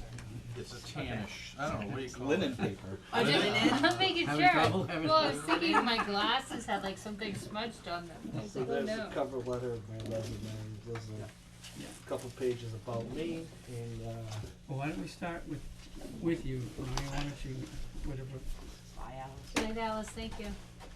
even though we know a lot about you, why don't you just give us an overview, et cetera, and okay. we'll go from Well, there. I grew up in Templeton and Leominster, and I went to Narragansett High School. I played ice hockey and golf, and I still do that today, so that's my stress reliever when I'm not here. I went in the Army after high school and was medically discharged. When I got out, I wanted to do something service related, so I figured policing would be a good service option, and I really didn't have any clue what I was doing as far as getting into it. Had no idea how to do it, so I just called around some police chiefs. Anytime I could think of that might hire. I was able to get a hold of Chief Barrett, who was the chief in Hubbardston at the time, and he said, well, I don't just send anybody to the academy, I like to get to know you first. He had a part-time dispatching position open, so I had applied for it. I got that. I worked as many shifts as I could, got as much experience as I could, and I was able to go to the academy. After the academy, I really couldn't get hired part-time here because I was working full-time as a dispatcher at the time, and then they'd have to pay, we'd have to get overtime for part-time shifts, so that became an issue. So I left here and I went to the state police, and that's why I left. And I got hired here a short time later as a part-timer. Again, I just got as much experience as I possibly could and worked my way up, and I got sent to the full-time academy in 2008. That was the year of the big ice storm that we had. So I was laid off just prior to that ice storm because of some budget cuts that we had. But I still got to go to the academy. During the ice storm, I came and volunteered, and then I was able to get my position back because we get the funding back. And I've been here ever since. After getting full-time, I was made detective. I was a part of the Northwest County Drug Task Force for a while as part of that, and through that I got a lot of training. We investigated a large marijuana grow in town here that through a confidential source we found out about. I conducted the investigation. We seized about $1 million worth of marijuana and marijuana growing products, a couple $1,000s in cash. So it was a pretty big marijuana operation. It was one of the biggest in the state at the time for indoor. The western part of the state has a lot of outdoor stuff that's much bigger, but the indoor stuff wasn't so big. So that was a pretty big, a big case that I had worked on. I was pretty proud of that. After that, I was promoted to sergeant in 2014, and I was doing that ever since. I got to go to the FBI LEDA classes as part of my training. There's kind of two schools of thought for that. There's an FBI National Academy that's in Quantico, but because of budget constraints and things like that, it's pretty expensive to lose somebody for 6 months at a time and send them to that. So I was able to get the local classes done, which there's three. There's a supervisor leadership training, executive, and a command leadership training. And by doing all three of those, I received a Trilogy Award through FBI LEDA. And that puts me where I'm at today. With Chief Perrin retiring, I've been the interim chief for the last 6 months, and I've gotten quite a bit done within the department. For the last 21 years, I've pretty much lived here. This has been everything I've lived and breathed. I've dedicated a lot of time to the town, and here I am today. Thank you. So we'll open it up if there are any questions by anyone. Please feel free to. Are we gonna go, I'm sorry, I might be No, confused, that are we none of going the, through? these were just as a helpful Yep. suggestion. Oh, we're not going through Nothing's these? formal, no, I said nothing's to you formal, earlier. it just has, Okay, I thought it would be, we should have something, but questions can come, whatever you might have, if you, or not. Heather's ready to go. Heather's got plenty, but Heather doesn't wanna steal the floor here, unless anyone wants to. Have go at first. Yeah, Okay. have at it. Are all the ones I put on here? The bottom two. Okay. Cause I think there were a couple more that I don't see, so I'll just go back and forth. Alright, are you ready? I'm ready. This is apparently a you and I conversation. Ready as I'll ever Mhm. be. Yep. All right. So first question: can you tell us what you did to prepare for today's interview? Well, I've been preparing it for my entire career here. Okay. There hasn't been a lot that I could, for the last few weeks I've racked my brain at what don't I know, or what can I do to make myself a better candidate today. Mm-hmm. I think just all the training that I've been through is a big thing. I've really thought about what I can do, moving forward for the department and the town. And in the packet I gave you, there's a kind of a 5-year Mhm. plan that I came up with of some goals that I think will go a long way to doing that. Okay. Thank you very much. All right. So let me grab my other questions here. Scroll up here. All right. Okay. It's challenging for most folks to transition from being a coworker to being the boss. What challenges have you faced with this since being interim, and what challenges do you expect to face if appointed? I really haven't been challenged as far as, I was a sergeant before, and I was kind of in a position doing the internal affairs stuff where I had to discipline people or investigate possible misconduct. So there really hasn't been any challenges in that aspect, but I can see how a relationship with my peers over the years, they may think that they could think that they have it easy or something like that, or I won't be as hard on them, but they know that I'm going to hold them accountable. And that can be a challenge when they know, they've known me their entire career too. So I know that can be a challenge, but I'm ready to overcome that very easily. Like I said, they know that I'm going to hold them accountable. So. Okay, thank you. So you've been interim police chief for a number of months, and you've been on the department for a lengthy period of time. Could you please identify for us 2 things that are going really well with the department, and also 2 areas that should be examined further? Well, 2 things that are going very well. One is the morale right now is very high within the department, and I attribute that to my leadership and the way I deal with my subordinates, so to speak. I kind of like to have an open line of communication with them. I like to talk to them, see how they're feeling about certain issues that they might be having or anything like that. I don't like to call it an open door policy, but more of a screen door policy, because sometimes the door needs to be closed. But I do that with them. I think that helps with morale right now. We've been pretty fortunate getting some new equipment. We used ARPA for a couple things.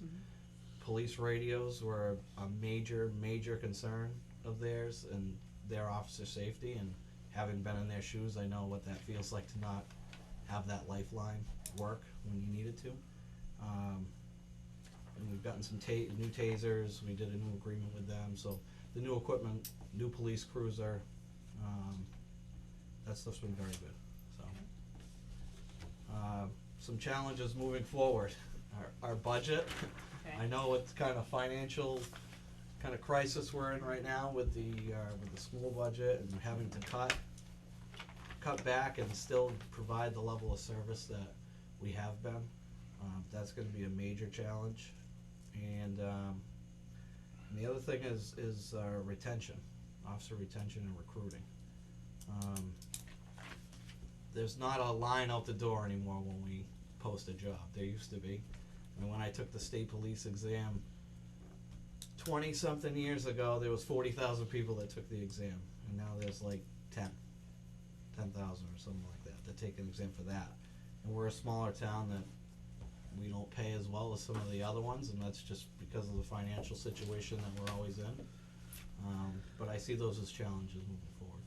Okay, thank you. Can I just add on to that? Sure. Answer a little bit, because it kind of segues into the question I was gonna ask. So, given what you said and the challenges of getting new police officers and the limited supply with an increase in demand, what steps would you take to help assure retention of existing officers and longevity with the Hubbardston PD? So retention, new equipment's a big thing. 'Cause like I said, we don't necessarily pay as well, Right. and that's not something we can just change. Right. That's, we're locked into that. But by listening to the officers and say, or what do you guys, I put out an email when I first started the interim saying, what do you guys think is important? What's important to you? Right. Radios was a big thing. Equipment's always a big thing. Okay. Money's always a big thing, but like I said, it's tough to change. So, Right. getting them the new equipment that we can, getting grants for things like that, so we don't have to pay for it out of our budget, I think is important. And then for recruiting people, I think just being more active. Like there's the 4+1 program in Fitchburg, and they do a recruiting day that we've never been to. And I think that's something important to go to, kind of lay out there. Some people are attracted to smaller towns, Yeah, right. and the money's not as important. It's important, but it's not as important when they're starting out. Sometimes they're just attracted to get a stepping stone out of it, but for me, I got lucky and kind of got a hold of the police chief and came here. Yeah. But the town has really grown on me. I thought a million different times I'd leave and go to the state police or something like that. But the small town policing is just, it's something special than a big city or the state police or something like that. So we just need to actively recruit and find those people. Good. Thank you. If I could jump Sorry in, to cut into your list there. if I could jump in for a minute, I do have one of the questions, but I wanna make it clear. I got an email from Dennis Perron, our retired chief from Florida, at the time that we were in the process of discussing future police chiefs. I won't read the entire thing to you, but it's just highlights a lot of things, but I would like to emphasize that Dennis is saying, can't say enough about Ryan, but one of the things Dennis was telling me is that he instituted a mentoring policy with the approval of the board several years ago. And as he said, for the last 4 years, he's talking about Ryan, for the last 4 years, he's done budgeting, spending, projective leadership, and just about every aspect of being police chief. During this time, the board saw no drop-off, even though it was Ryan that was doing the majority of the duties of the police chief. This was intentional, as I was eyeing leaving and wanting to make sure the department would go on as effectively, if not more so, with Ryan. He has proven time and again to be ready for the challenge and has gained the respect of all of the officers they are passing on him would endanger the structure and respect of the department we all work so hard to gain. And we're near the bottom here, it says, Ryan has been preparing himself for this opportunity for over 20 years of service to our town. His interview is going on 20 years for this position. He has shown time and again that he loves the town. He would do everything in his power to make the town's department shine. And there were a lot of other things he said. Another thing, and this I know we're all aware of, we got a letter from all of the officers in the department who couldn't say enough about him and really wanting him to become the full-time chief, and I think that speaks volumes for him to have an entire department come forward like that. One of the questions I wanted to ask you, but I think you touched upon some of it, as chief, how would you assess what our immediate needs are in terms of the department? I know you've covered a few things because you've been actually doing the job for a few months for us, but what would you see as some of the more, let's say, Recruiting is one of the priority-wise? biggest thing. The what? Recruiting is one of the biggest Recruiting, things. mhm. Because we have put out there some postings for jobs and we really didn't get anybody, and the people that interviewed were not really qualified to do the job at all. So that's the biggest challenge. It really is. The other things can be, I feel like can just be taken care of with, you know, if it's equipment grants or something like that. You know, so far we're repainting the station, the inside of the station. That we got I personally donated the paint for it, but the officers are donating their time to paint. Hopefully we can have a public safety building sometime soon. I mean, and that's a massive step towards recruiting and retention. Right. Is a public safety building, but for now we need to make it look like a more professional environment. So when we have prospective recruits coming in, they don't walk in and go, "Oh my God, there's no way I'm going to work here." You know, they look at it as a professional space. So. Right, and rightly so. This building was not designed to be a police department, It or any wasn't. part of the building to be a police department. It was designed to be a classroom, so. Peter? My next, all right, it's kind of a two-part question. Getting into the public safety, I mean, it's all our hope in the future to have a public safety building with police, fire in one area. Now, please describe to me if you have any experience with the design/construction of public safety buildings. I don't have any experience with it. Well, but you know what I mean. How about, let me put it to you this way. Could I answer it or try to answer it, or do you want to rephrase? Let me rephrase.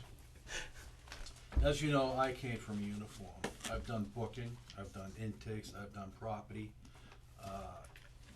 managed a prison of 1,200 inmates on the 311 shift. I've done it all. So, in your idea, what would the ideal intake area for this town? We know it's small, but the intake area of a police station look like? Inmate intake. How would you set it up? With as little things as possible in it. Like if you go to Gardner, theirs is like the Taj Mahal of an intake area. Like they have a They have a new police station. They have but they have an area that has like a glass control room almost that they're booking this person through. I don't believe we need something like that. Right. But on a smaller scale, you do. On a smaller scale, you do. You need some protection from the prisoner because you're in there. A lot of times the guys are in there, they might be in the room with them alone. They're not alone in the station because we always have a second officer either here or we're booking up at like Rutland. But I think an ideal booking area would be just have cells and then a booking kind of. How many cells? Well, Small town. You need a juvenile cell. Yeah. Needs to be sight and sound separate. You need a female cell, and you need a cell for a male prisoner. So you at least need 3. And then outside of that, you could have a more open area with maybe a booking desk with like a kind of a glass in front of it or something like that, where you can talk to the person. Yeah. A fingerprinting area, place to take photos of them. Yeah, well, that's a separate room. Yeah. Right. All right. Right now, it's all in the same room at our police station. Yeah. You know? But I'm just trying to see where your thought is when it comes to if the day does come to somebody will design it already, anyways. But it's something. If you become the chief, when you become the chief, it's going to have to go by you. As it is all of us. Maybe not. We won't be here, or some of us. But you're going to have to probably approve the design, or the select board's going to have to approve the design from your recommendation. I just wanted to see where your thought is on that, and I can offer you a lot of help. Anyways, so that was my first thing. My second thing is, what is your experience level with writing for administrative grants for your department? I have written a few grants. However, like a free form style of writing a grant, not a lot. I would love to get some training in that. Okay. I'm a big, because it's huge. I'm a big training guy. I love training. I like to learn. Training's knowledge. It is, and that is one thing that is top on my list of getting to know how to do, but I'm sure there's gotta be grants out there for training, staff training, or stuff like that, so, as in equipment, same thing, but, you know, as far as I'm concerned, a grant's a grant, right. you know, and it's just different wording for what you're looking for, so I just wanna know where you stood on that. And on the lines of training, I have gotten us a few opportunities for training that's free. That's awesome. I set us up on Trident, which is it's really just more roll call type videos, but we don't have a roll call here because we have one guy relieving another guy. We don't have 6 officers with a lieutenant or something up there telling them what happened throughout the day. But this is something the officers can watch the videos, gain some knowledge. It's on the lines of protecting the town from liability, so I've been looking into those avenues as well. Anything that's free is good. Okay. Can I slip in one other thing? Sure. So, you don't have a roll call, so how is, I know you have a very small, we have a very small police department. But how is, the previous shift related to the oncoming shift? Word of mouth, or is there a memo, or does the officer let the oncoming officer know how the shift went? And, or do they have something they can log into and read? Both. So the officer before the shift will let the other officer know what's going on.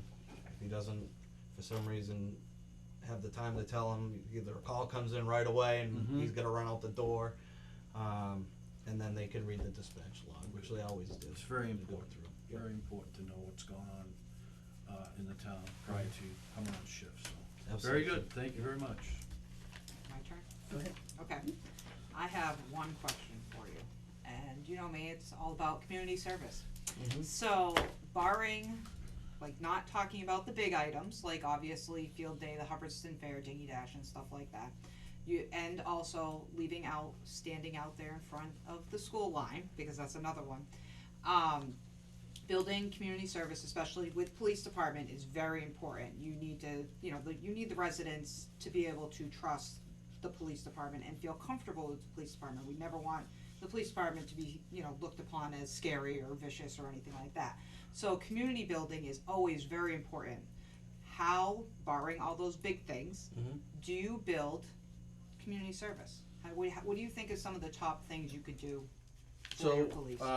One thing that's actually it's listed in my 5-year plan, but it's just something that I really want to get to doing is like coffee with me at the diner on like a Saturday or something like that. I'll find out when they're a little bit slower, so there's room for people to come in and do something like that where it's either with me or with one of the officers. I'd really like to get in place when we're fully staffed, so we have 2 officers on during the day. So I'd like to get a school resource officer. It's different in an elementary school than it is in a high school, but I think getting the younger kids to trust us and talk to us are big things. Visibility. Visibility, right, and just having a presence in the school on random times so that it's, you know, more secure and like I said, the kids see us and they get a chance to talk with us or get used to seeing us. And they feel safe. Right. Yeah, just playing a game of basketball out there with them, or being at the skate park, you know?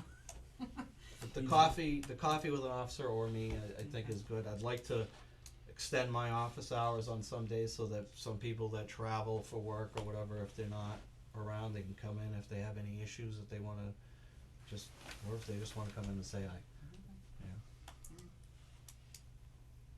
I'm sure Heather has a billion more questions. I have at least She one does. more, but my phone timed out since I was waiting. That's okay. Alright, and working in departments and under prior police chiefs, what 3 characteristics do you find or believe are the most important to have in a police chief? Strong leadership.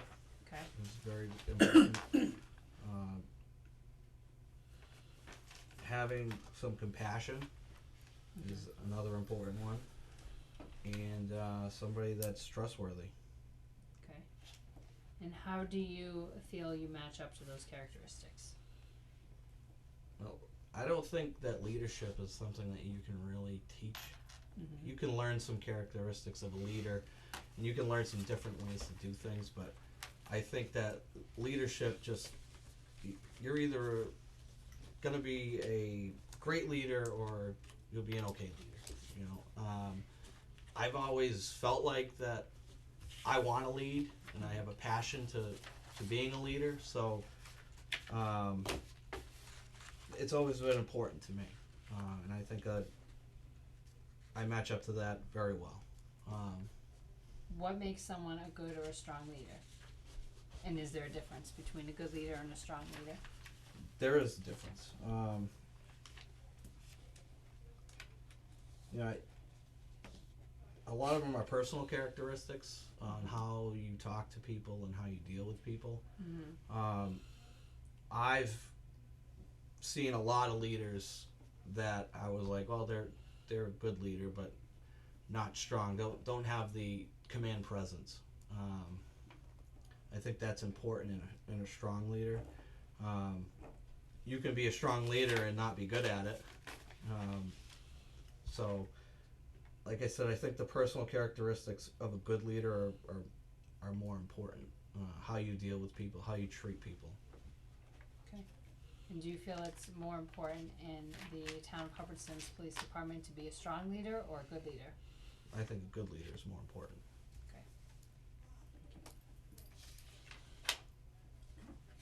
Any other questions? Yeah, I wanna take one here off of the list. Similar to Katie's question.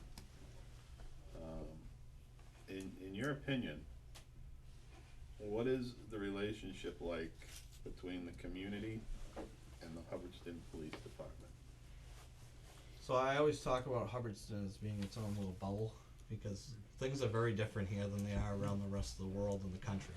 Yeah. You know, around the country there's, you know, police officers aren't respected as much, and that's due to a lot of some of the issues that we've had with how we deal with the public. But I think in Hubbardston, I think that we have it great. You know, I think our officers respect our citizens in town here, and we give a lot of support from the community here, more than you see almost anywhere else. So it sounds like you like the relationship.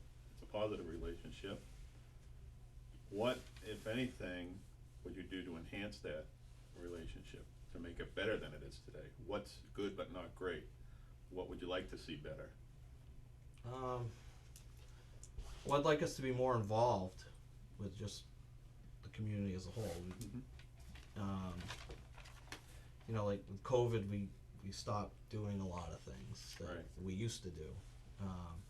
And I'd like to get back to doing a lot of those things, where we're just more present, going up to the rec field when there's baseball games and talking to people. And I think developing that relationship will improve things a lot more than they are now. Good. I just have a statement basically that goes with that. I think the problem with this country is police officers don't have the support of the people they're working for. And in this town, you're fully supported. And, you know, kids from those areas are brought up that law enforcement's bad, okay? And coming from a small town myself, we were always interacting with the police department, whether we're in the Cub Scout, Boy Scouts, we got a tour of the fire station. I mean, I came from the day where they called it teletype, when they got their information, and they showed us how that worked and everything. I was amazed. So I think it's very important to get children or the town kids involved at a very early age, and that's where you get and then you start showing up at a softball game or this and that, and it's just people want to see you and talk to you, and I think that's where small towns are way ahead of these big cities. Mm-hmm. More, you have more of a community impact in a small town than you would in a city, and it's more of a first name basis. That's all I got to say. I agree. I'm good, don't look at me. I know Heather probably has more. You gotta read the whole list. That's fine. Any other No, I wrote questions my own. on the part of anyone else? I guess I'm trying to think of how to word my last question. Uh-oh, I know, you always That's get not- worried. that's not good. Just kidding. So the police chief position is a large position, right? You deal with a little bit of everything. It's kind of like a TA. It's kind of like a mixed bag, right? You have personnel stuff, you have finances, you have the public, you have public safety, you have all of these pieces put together. So with all that, and you've had a little experience in that position because you've been the interim for a period of time and you've seen other chiefs and so forth, what two areas do you think are going to be the most challenging to you?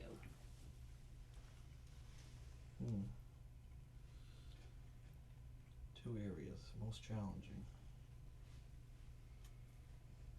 Well, I know I have a good grasp on the budget, so that's not, that wouldn't be one of them. There's no money, so that's easy. It's easy when you have nothing, right?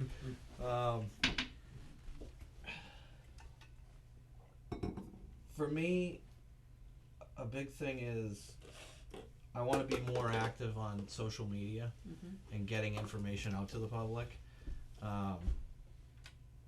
I grew up in the era of Facebook and things like that, but I just don't use them that much, so it's a challenge for me to just think, oh, I should put that out, or you know, like the fire department puts out all their calls that they go to and everything. I'm like, we don't really do that.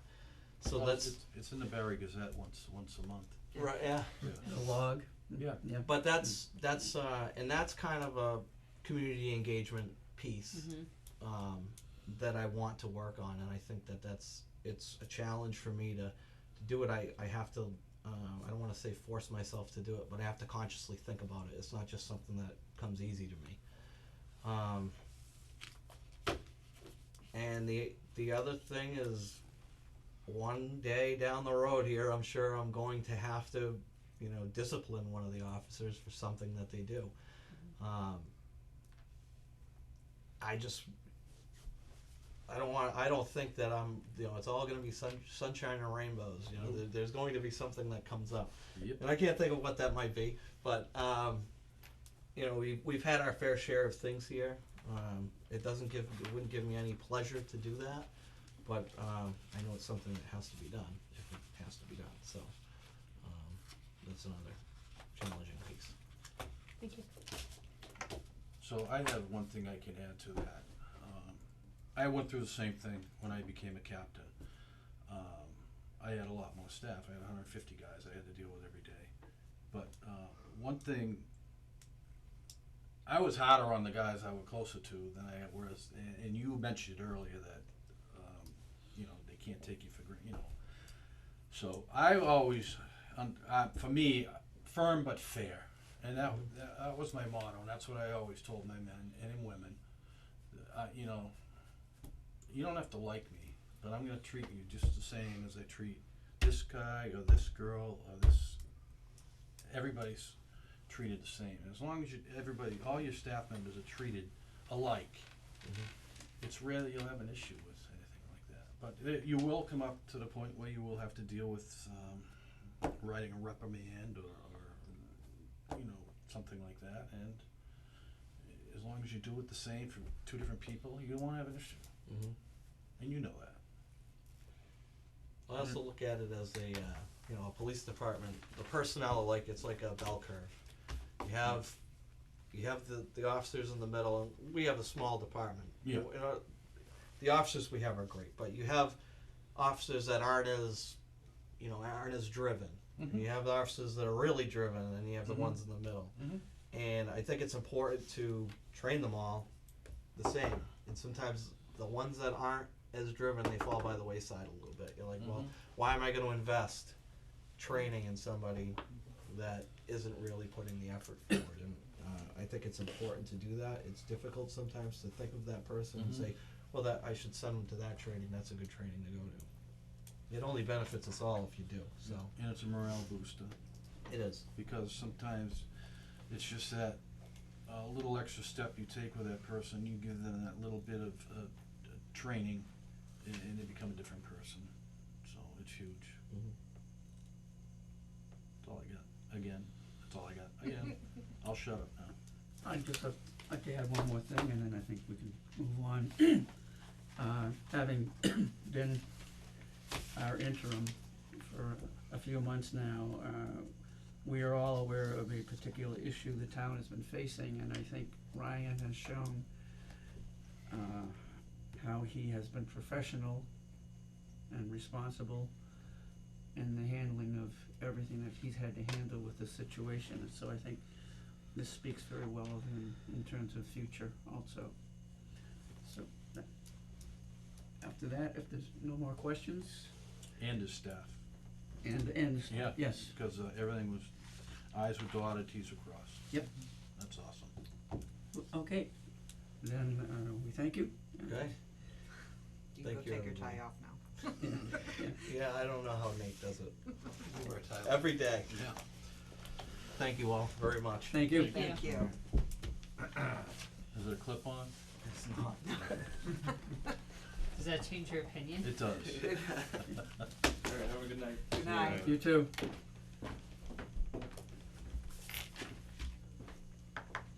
Is he gone? You could just go in the other room and, And you turn know, on the tune TV. in. Yeah. Well, now we have the, obviously we have the option that we can act on this now, or what's the feeling of the board? Act on it now. Get out. What more? Why what more carry do it you on? wanna- No, I'm just putting it out there, cause I know that, we've discussed the issue already, okay, then if that's the feeling, then I'd be happy to entertain a motion. I'll make a motion that we hire acting Chief Kuchar as a permanent Hubbardston Police Chief. Chief of Police. The motion should likely be to enter into contract negotiations with the interim chief to get to Okay. a point where I make a motion that we enter into contract negotiations with the interim chief till we get to a point where there's a contract drafted that is, I don't know, Heather? I was gonna say, if you would accept a friendly amendment to that, what about a, motion to offer, Ryan Kuchar the position of police chief pending successful contract negotiations? Thank you. That That's what sounds it good. is. Thank I'll you. second that motion. It's your motion. It's your, that was a Would friendly you accept the amendment to friendly you. amendment? She's I'll just accept giving you a. I'll accept the friendly amendment to my motion. Alright, we have a motion, is there a second? Second. And second, okay. Any discussion? I did have one question Okay. on discussion purposes.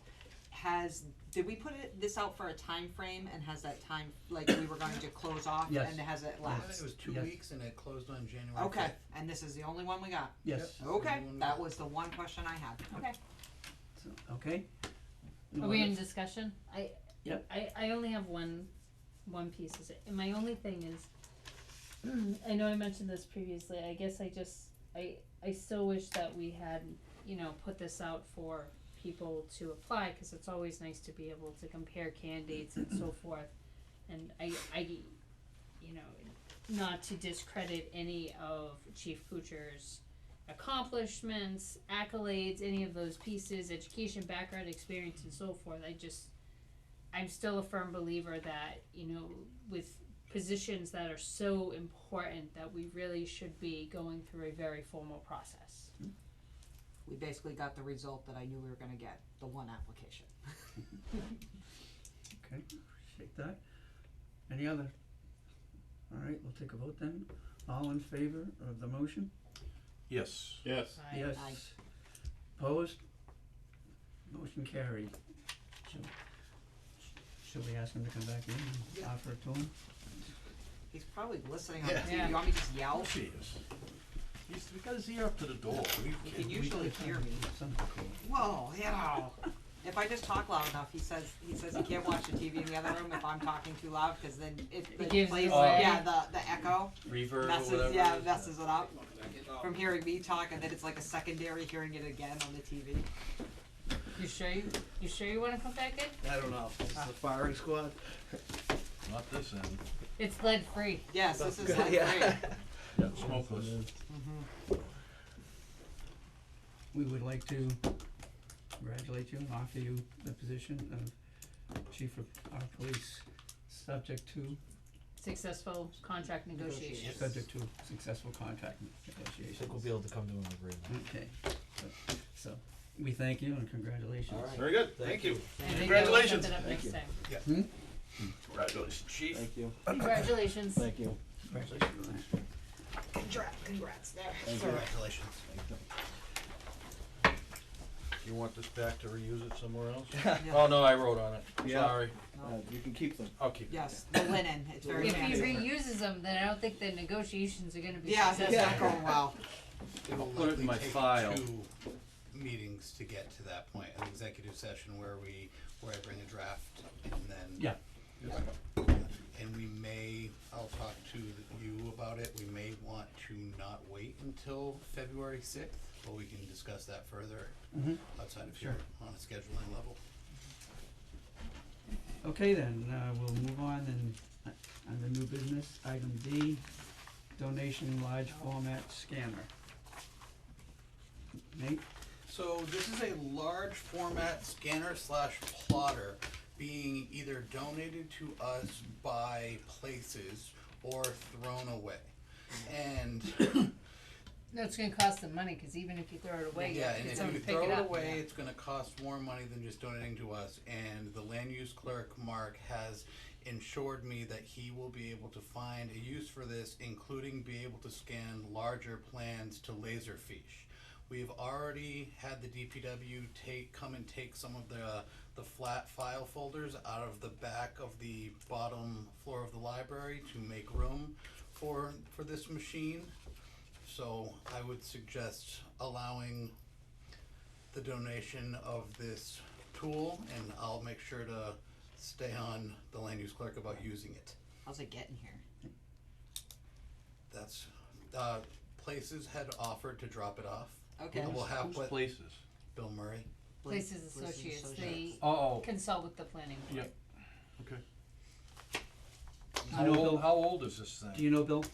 No. Cause he's done a lot for this town for many, Yeah. many years. Yeah. Well, and I'll open that up just so we can look It's at it. old, but It's I old. think the purpose, according to the emails, is just for the purposes of scanning, so they're not actually trying to But print yeah, on I mean, it, they it's, just need to it's keep the old, but lights it's on it. probably simpler than the newer ones that are out there, so there's less parts to fix. Why isn't this a no-brainer? It pretty much is a It is. no-brainer, Chris. Okay. At least in Perfect. my opinion. Mr. Chairman, would you accept a motion? Certainly. I'd like to make a motion that we accept the large format scanner plotter donation from Places Associates. Second. Motion made and second, any discussion? All in favor? Yes. Yes, opposed, motion carried.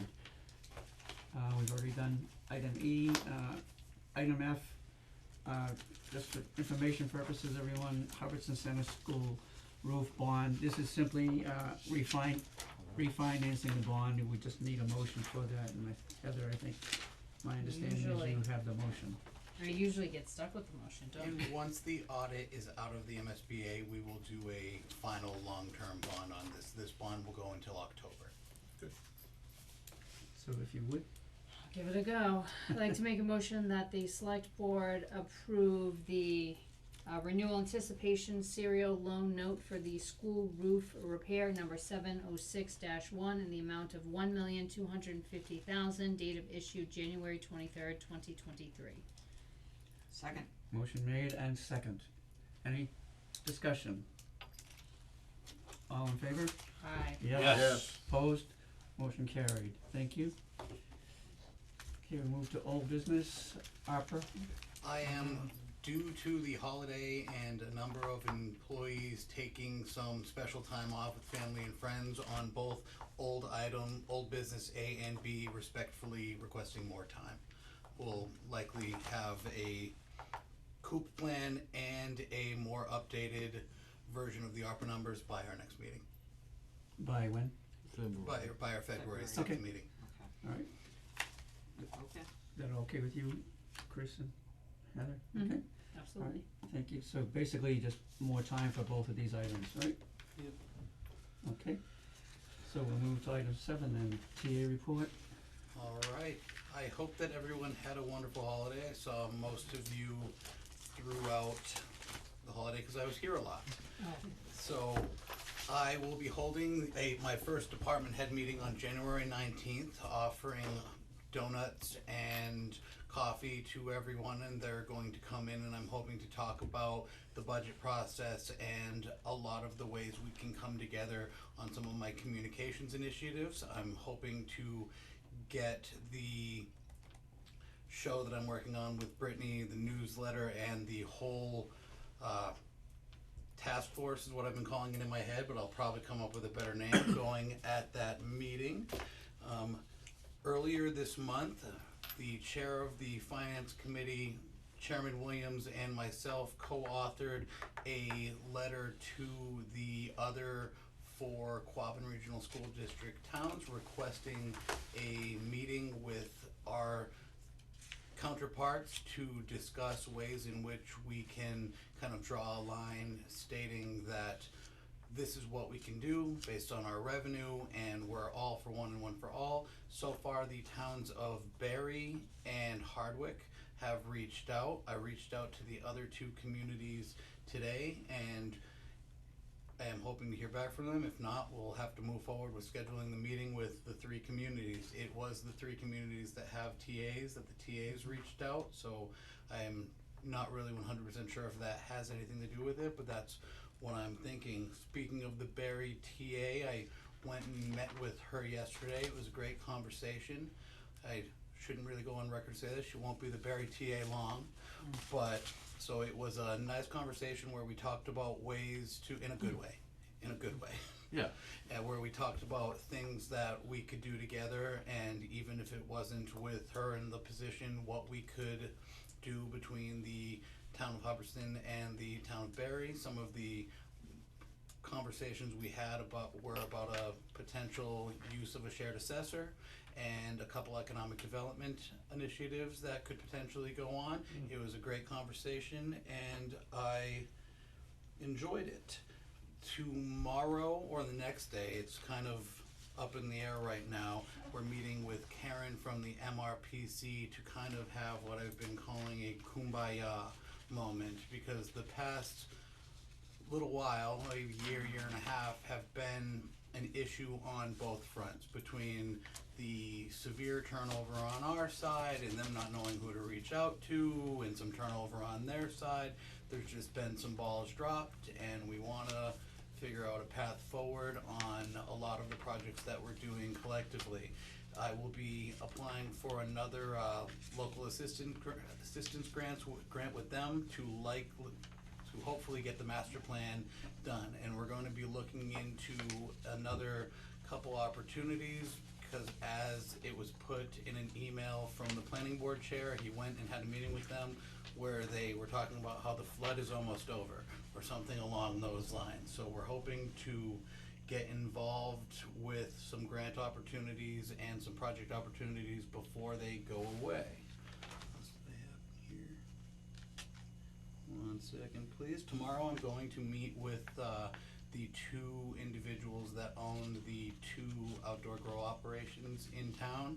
I will speak with the attorney from KP Law who handles HCAs and that type of agreements tomorrow morning at 8 a.m. before I go out there to kind of have a pre-conversation. I have my notions on the way it's going to go, but I will 100% circle back. I'm bringing the land use clerk with me just as another set of ears and someone that is an interested party in the matter. I have a question when we're free to speak about this. Go ahead. As far as the impact fee, they were under contract up until this law was passed, right? They're still technically under contract. Yeah, because that law hasn't gone through. It hasn't The been law approved. has gone through. But it hasn't been finalized. Yeah, there has not been any guidance issued Whether it's gonna be grandfathered or not. regarding the law. I read that other thing that the other person sent there the other day. And, Damon, yeah. you know, with the F word in there, Yep. which I thought was kind of threatening myself, but not personally, but as a whole, I just don't know where they're coming from. So it's not like we're stealing their money. We haven't seen any money. No. Nothing has changed hands. So for that to be thrown out there is very unprofessional as far as I'm Unless concerned. Nicole says something to the contrary, I think at least my offer is going to be, hey, let's figure out something with an escrow account. So Yeah. in hopes that we can come to an agreement of, hey, let's see where this goes, but Yeah, let's so they're, not. hey, legally binding, they've been under contract, and they're still under contract, and that hasn't been finalized, that law. So they signed a contract, okay, as far as I'm concerned, and, pay up. Alright, anyone else on that? I No. will keep you all in the loop. On January 5th, I met with the library trustees. They were all great. We talked about ways to work together to aid in the facilities issues over at the library. I think that relationship's going to grow and be able to benefit quite wonderfully. Today I went to the Rutland Communication Center where I met with the director. He showed me around his entire facility and we had a conversation for approximately an hour talking about the different goals and goals for the future and achievements of the past that the regional agreement has accomplished. Obviously, one of the issues that I needed to hit upon was when the tower on the main stretch was going to go live, and he had noted that because of a national grid issue and a shipping issue and a work issue, it was severely behind. It was supposed to get finished in July, as most of us know. He quoted me at the end of February. We will need to have 2 national grid poles moved that I don't believe we've heard anything on yet. So, noting how quickly National Grid has moved in the past, we'll see how that goes. I mean, the Senate contract just got awarded not that long ago, and they're already moving poles for them, so, you know what I mean? Depends on how much you call. Depends on who you know. Well, I will tell you with National Grid, it depends on who you call and how often Yeah. you call. Well, plus that project kicks off in the spring, so this was Yeah. set up, had to be done before the winter. And I'm gonna be reaching out to a contact I have at National Grid, Paul Farah, who is the regional representative for National Grid, just to ask where that project is. After it goes live, the director will be issuing an RFP to try and get cell phone companies to come in and place their provider services onto the pole, which would aid the town significantly. One other item, sir? Yep. Jeff and I was involved from the beginning with negotiation of the Yes. new contract. He had said that. And Jeff, was there for the last couple meetings, I think? And do you know where that stands, the new contract? Have they sent it to KP yet for them to look at? And, That, I believe. cause we haven't heard anything else since. Well, that, So I don't know it if had they to go through them first, and then they were gonna be sending copies to be signed by the various town Send boards. copies to us, and Yeah. whether we had to go to KP to look at it, I mean, they handle everything. So. Yeah, no, he didn't mention, you're talking about the contract for the. The new contract for the town agreement, the 5 towns have to Yeah. sign a contract? Yeah, it So was signed Not for on- the tower, though. No, for the tower. no, the Okay. whole agreement. The And it's, MMA. we went through the whole thing line by line, and Yeah. we wrote the whole thing, so I think that's an old one, you Yeah. probably have. This was signed by the town of Rutland on November 1st, 2022. Really, so that's Yeah. the new one. Yeah. We It's haven't, the- We haven't seen it, it hasn't, cause That was not every brought- town has to sign it, Yeah. every town, so. I agree 100%, and we'll. well, Okay.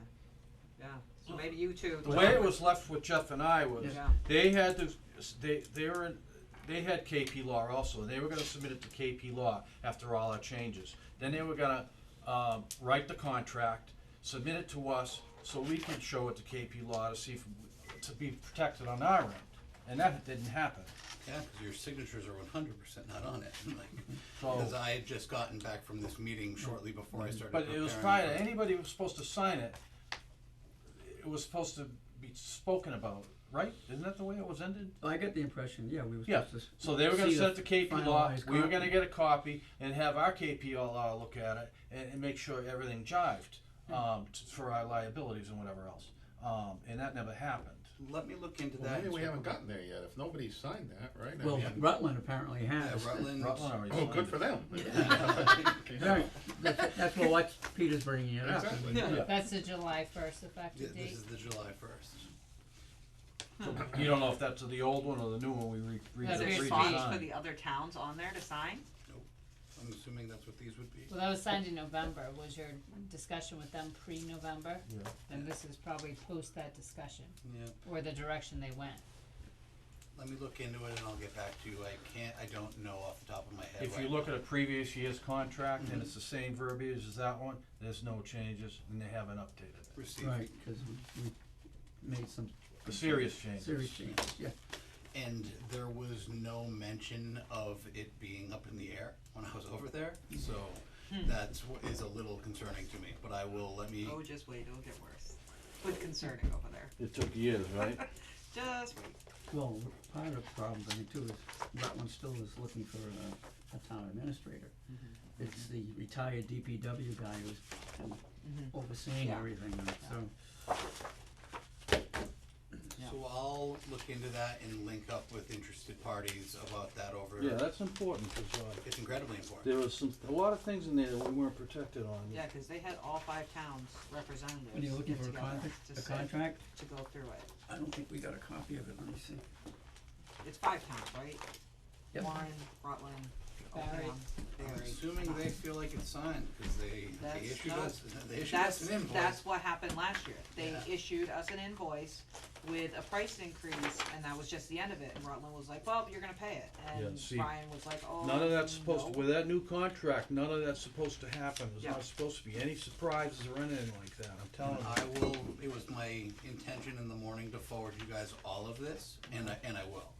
So we'll all be on the same page, and I will contact Mr. McDonough, is that how you say that? I'll contact Mike again. Moriarty? Moriarty. Yeah, Moriarty. I don't know what Right, McDonough right. is. Yeah, that's McDonough is out of the- Kyocera. Oh, okay, I was gonna say, maybe they changed things since I last heard Mike's name yesterday. Yeah. No.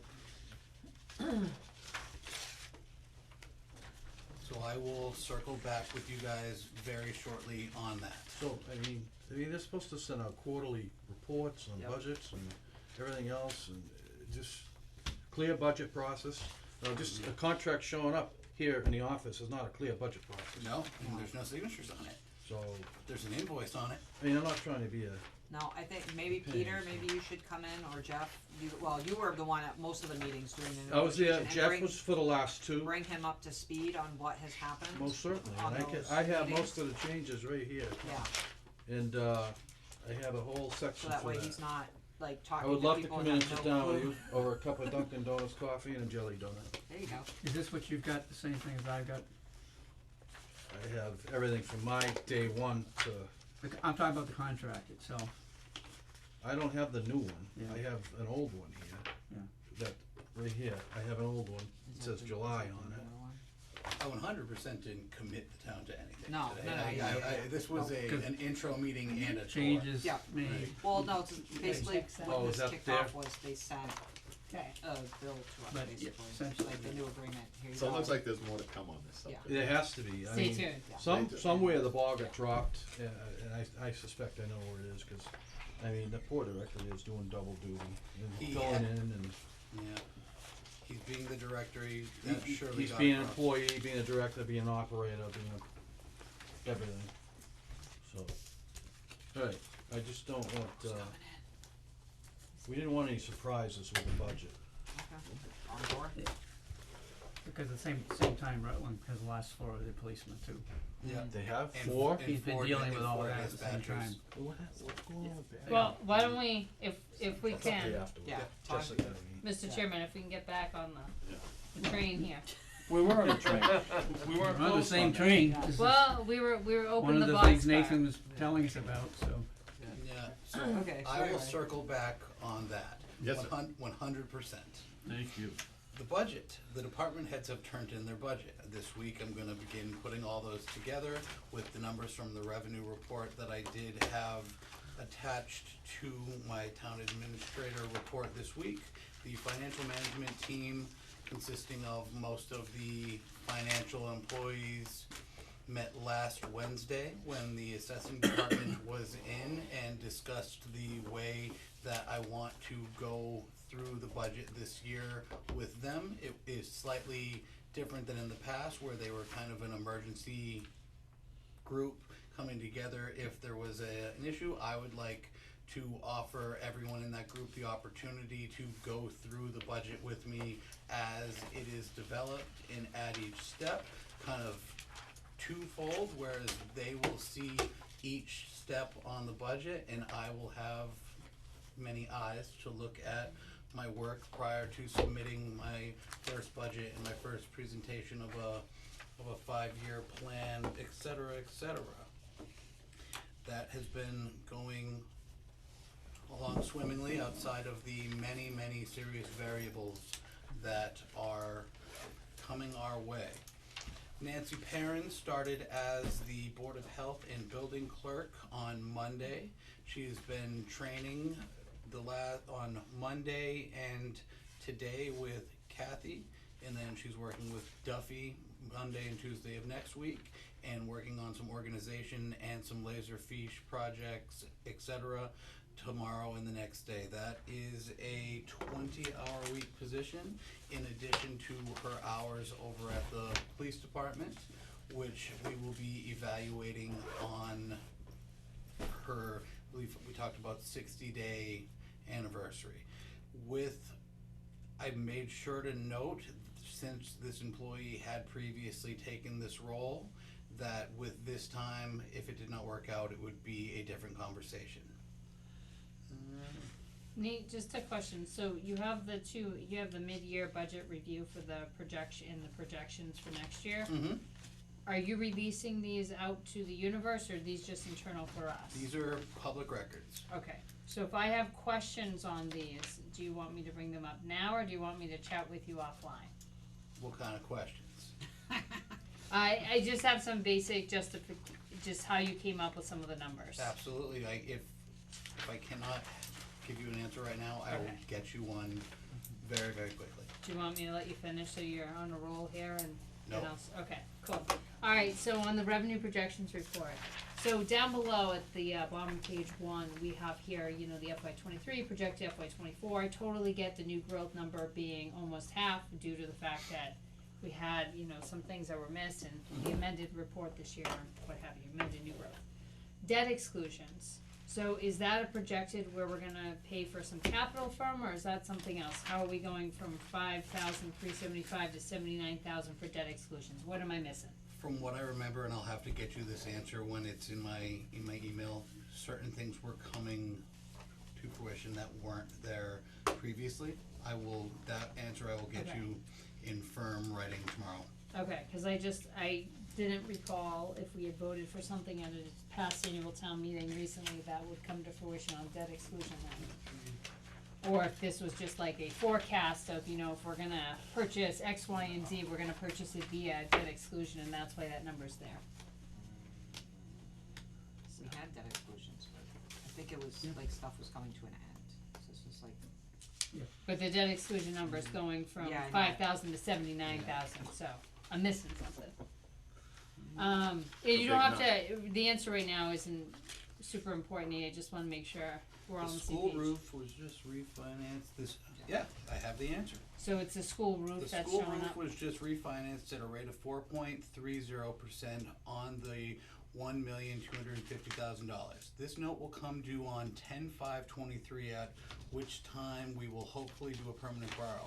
Interest due on the note will be $37,625. If we do a permanent borrow on these funds in October, there will most likely be an interest payment due in April or May of 2024. If the interest rates stay the same, the amount should be $18,812, bringing the total amount of debt excluded to $56,437. Okay, so what you're essentially, if I'm understanding you correct, Nate, then this is the school roof project that we voted a few years ago just coming to fruition Yes. onto the tax bills for FY24. Yes. Okay.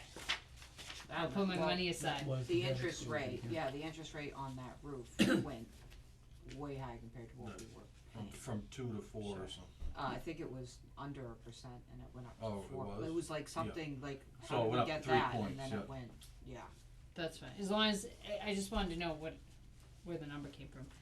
State aid, so on page 2, before you get into, in conclusion piece, you level funded state aid. Yes.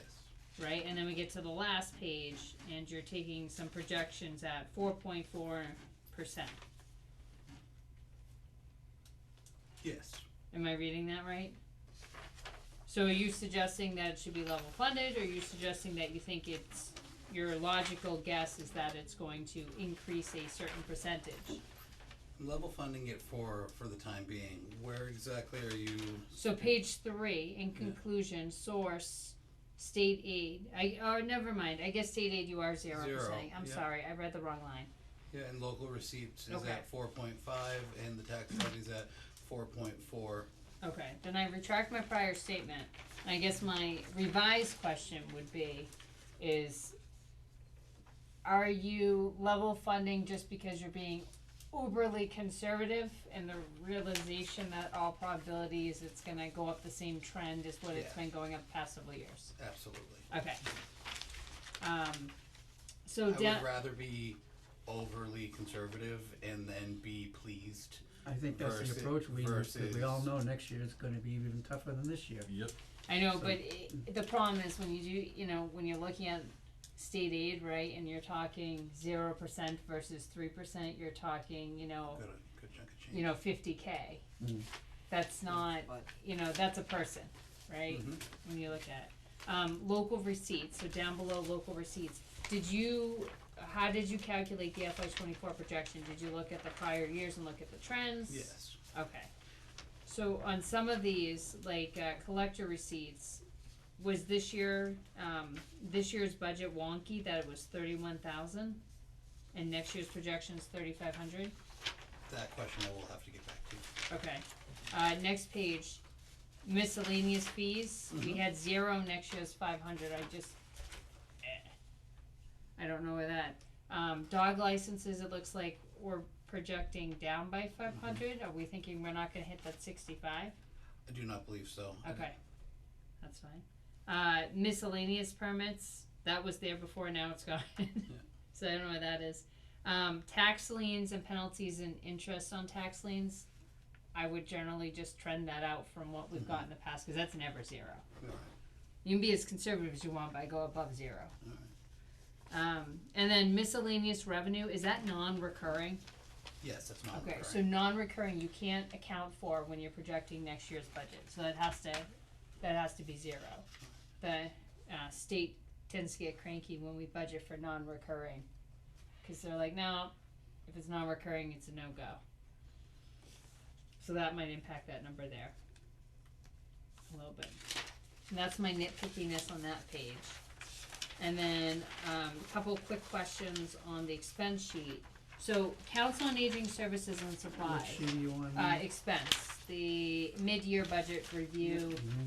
Page 2, 1, 2, 3, 4, fifth, I don't know, box down, Council on Aging Services and Supplies. So, if I'm reading this correct, so what they're doing is they use up the town money, and then once they exhaust all the town money, then they switch over to the EOEA grant. Yes. Which only totals 16,000, well, probably not even, because it's never even. Yeah. Based on the formula. What exactly constitutes the COA services and supplies, and do you happen to know, I know it says here, 91% of that line is elapsed, but is the services line like 30,000, or is it like $2,482? So It's low. okay, so it's peanuts. A lot of this is peanuts. Okay, Like, same thing with supplies. Yep. And out of services, do they pay for my senior center software probably? Yeah. Or is that okay? Yeah. So that probably constitutes. And a lot most of it is the same. It's a low amount of money, and it's front loaded at the beginning of the year, where they're making their purchases for the year and doing what they need to do. Okay. And then my last question under health insurance, so just a general question, do we have an opt-out policy, and do we pay people if they opt and have a suitable solution elsewhere to not take our health insurance? Let me get back to you on that. Okay. That'd be no. That'd be It's, no. it could be no, but I just, No, I don't- I I only haven't- bring it up because Yeah. if we've had 4 to 5 people, sometimes, You go on your people- spouse's insurance and you get a payoff, and so, and not to say it's in tight, I mean, we don't have that many full-time employees, right? it Or should be benefit an option. employees. It should be an option. But a lot of towns have seen some success with reducing the health insurance costs overall by having people switch over to their spouse's private insurance. So, that's all I had, Nate. I know you were looking for more, but. Yes, I was looking for substantially more. No, I will get you my apologies for not having some of those answers right here, right now. You didn't memorize the whole expense? Not quite yet. I'll get there. Right. It's okay. You will. But Don't worry. not quite yet. And if anyone else had any questions, I can either answer them or get back to you, which I've gotten very comfortable saying this evening. That's fine, here we are. Do you have anything further to say in terms of? Oh, yeah. He's always got more to say. Go ahead. He hasn't even got through his whole report yet. No, Boy. so- We've interrupted him like 5 times. Tony's probably like, shut up and just let him talk. There's an update from a couple of the departments in the report as well, which will continue in the future. Procurement, we are going to be tomorrow opening up the RFP for the DPW garage roof, so we can have an idea of what that would potentially cost, cause they are seeking CIPC funds and have already received $50,000 from State Senator Ann Goby last year. So we're gonna look into that. It's a metal roof, so it's likely to be between 115 and 150, depending on what's actually going on. I thought that was already done and then they didn't do it, cause I think they patched. That's all Oh, they did. okay, 'cause I Because the remember- roof like blew, yeah, and it alright. was only partial, but the whole thing had to be redone, but it Okay. wasn't Alright. at that point. I knew yeah. something was to be done. If I remember correctly. Yeah, it's not cheap, so. No, no. Noting the length of our meeting, I will point to that there is a number of other things written in this report that I think you should go read. One thing that I did want to point out is firefighter EMT James Aries is now firefighter paramedic James Aries. So I would like to congratulate him on that. Last night he went to his pinning ceremony at Mount Wachusett Community College, where he graduated with, I believe, was 6 or 7 others. So congratulations to him. It is also going to be his 10 years this year with the town. So is he's working currently, was working as an EMT, now he's gonna be staying on town as a Yep. paramedic? Yep. Did we budget for that? It's going to be budgeted for, like, it was not there a year ago, but it's in the current budget. Yeah, Alright, yeah, I'd like to see that. yeah. I don't disagree. That's not a little amount. No, it's $4,500. Oh, that's a little amount. It's about 4,500, and then he, A year? So, how about we congratulate him? yeah. Well, no, this has nothing to do with No, him. I'm true, I No, know, this it's is just kinda. this is above him. This is a Wow. management thing. Yeah, but he was congratulating him, that's all. I was just Why didn't we have a, never mind, Okay, I'll sleep on it. okay. The offices are closed on Monday. Yeah, And this Monday, yeah, cause because it's for Martin yeah, Luther King Martin Day, and Luther Every Monday in January, but yeah, 1, 2. I think so, something like that. There's a lot of holidays. without any questions from the board, that'll be it for my report this evening, Well, I have a question. The next select board meeting is February 6th? according to the schedule. Then 2 weeks after that, I think. Yeah, normally it's 2 a month, except for like January, we only usually Yeah. schedule one, and same with like a lot of times in July, cause it's like kinda like the dead zone. Needs a mobile or Wi-Fi connection first. Alrighty then. Well, There will likely We be had the a- need to have a meeting between Executive, now. right? There will 100% be an executive session to discuss contracts, Mm-hmm. and there will likely even be more than that. Oh yay, bonus meetings, as long as they're Mondays, just put them back on Mondays. Any other questions? The rest Today, of the, Tuesday? yes, this screws me up, and I'm supposed to be at other stuff on other days. Alright, What's today, Tuesday? Yeah, today's Tuesday. Are you here tomorrow? I am. I'm here every day. I'll be in to see you. anything else? And you're all set with that? I'm all Okay. set. Alright then, policies to review, I don't believe we have any. Matters not reasonably anticipated by the chair, I have nothing, is there anything? I have a matter or two. Saw a note about the boiler in the school. Can we talk about that a little bit? What's happened there? I went to speak with the superintendent and the director of facilities today. Tomorrow, he is reaching out to the company S&N or something like that. They gave us a quote for $14,000. And I wanted to look into, after speaking with some members of this board and some department heads, what the actual cost would be to fix the boiler versus replacing the boiler versus for the ROI. Because if we're gonna pay $15,000 to replace the two pieces that are actually Out of the 13. it's out of 13 pieces that are actually leaking right now, and we're only gonna get 2 years out of it. It may be better to look at what the whole fix would be. So that was the conversation, and the facilities director is going to be getting me that information. He's hoping to get it to me by the end of the week. So I should have more information on that in the coming days. When they do procurement for our school, do they hand the procurement reins to you, or do they do it themselves on their end? I believe they do it themselves on their end. Okay, and they have someone who's trained, Yeah, certified? they have several people who are trained. And I could do it, and I will offer to, but Oh, no, not that, yeah. They do the procurement, but we foot the bill. Yep, because It's over $5,000. Yeah, it's over $5,000. Anything else? Yeah, Who signed that contract? there's something else Well, we. it's our building. They're leasing it. So From more to other come things on I've that. seen, It's They're like- leasing the Well, it's building? yeah, it's like it's So yeah. they take it off for what we pay them in taxes? Is that what it is? It's How come I don't if see it's that on if it's here? a certain dollar amount because it's a town-owned building, we are stuck with the bill. If it's a smaller amount, they foot the bill. I don't Smaller see any credit on Yeah. there. Yeah. How much we pay them every year. by previous experience, I'm gonna make sure it is signed, and not just something we're going by. Did he give you the age, the boil? It is the same age as me, 33 years old. Okay, so it's past its life. Yeah.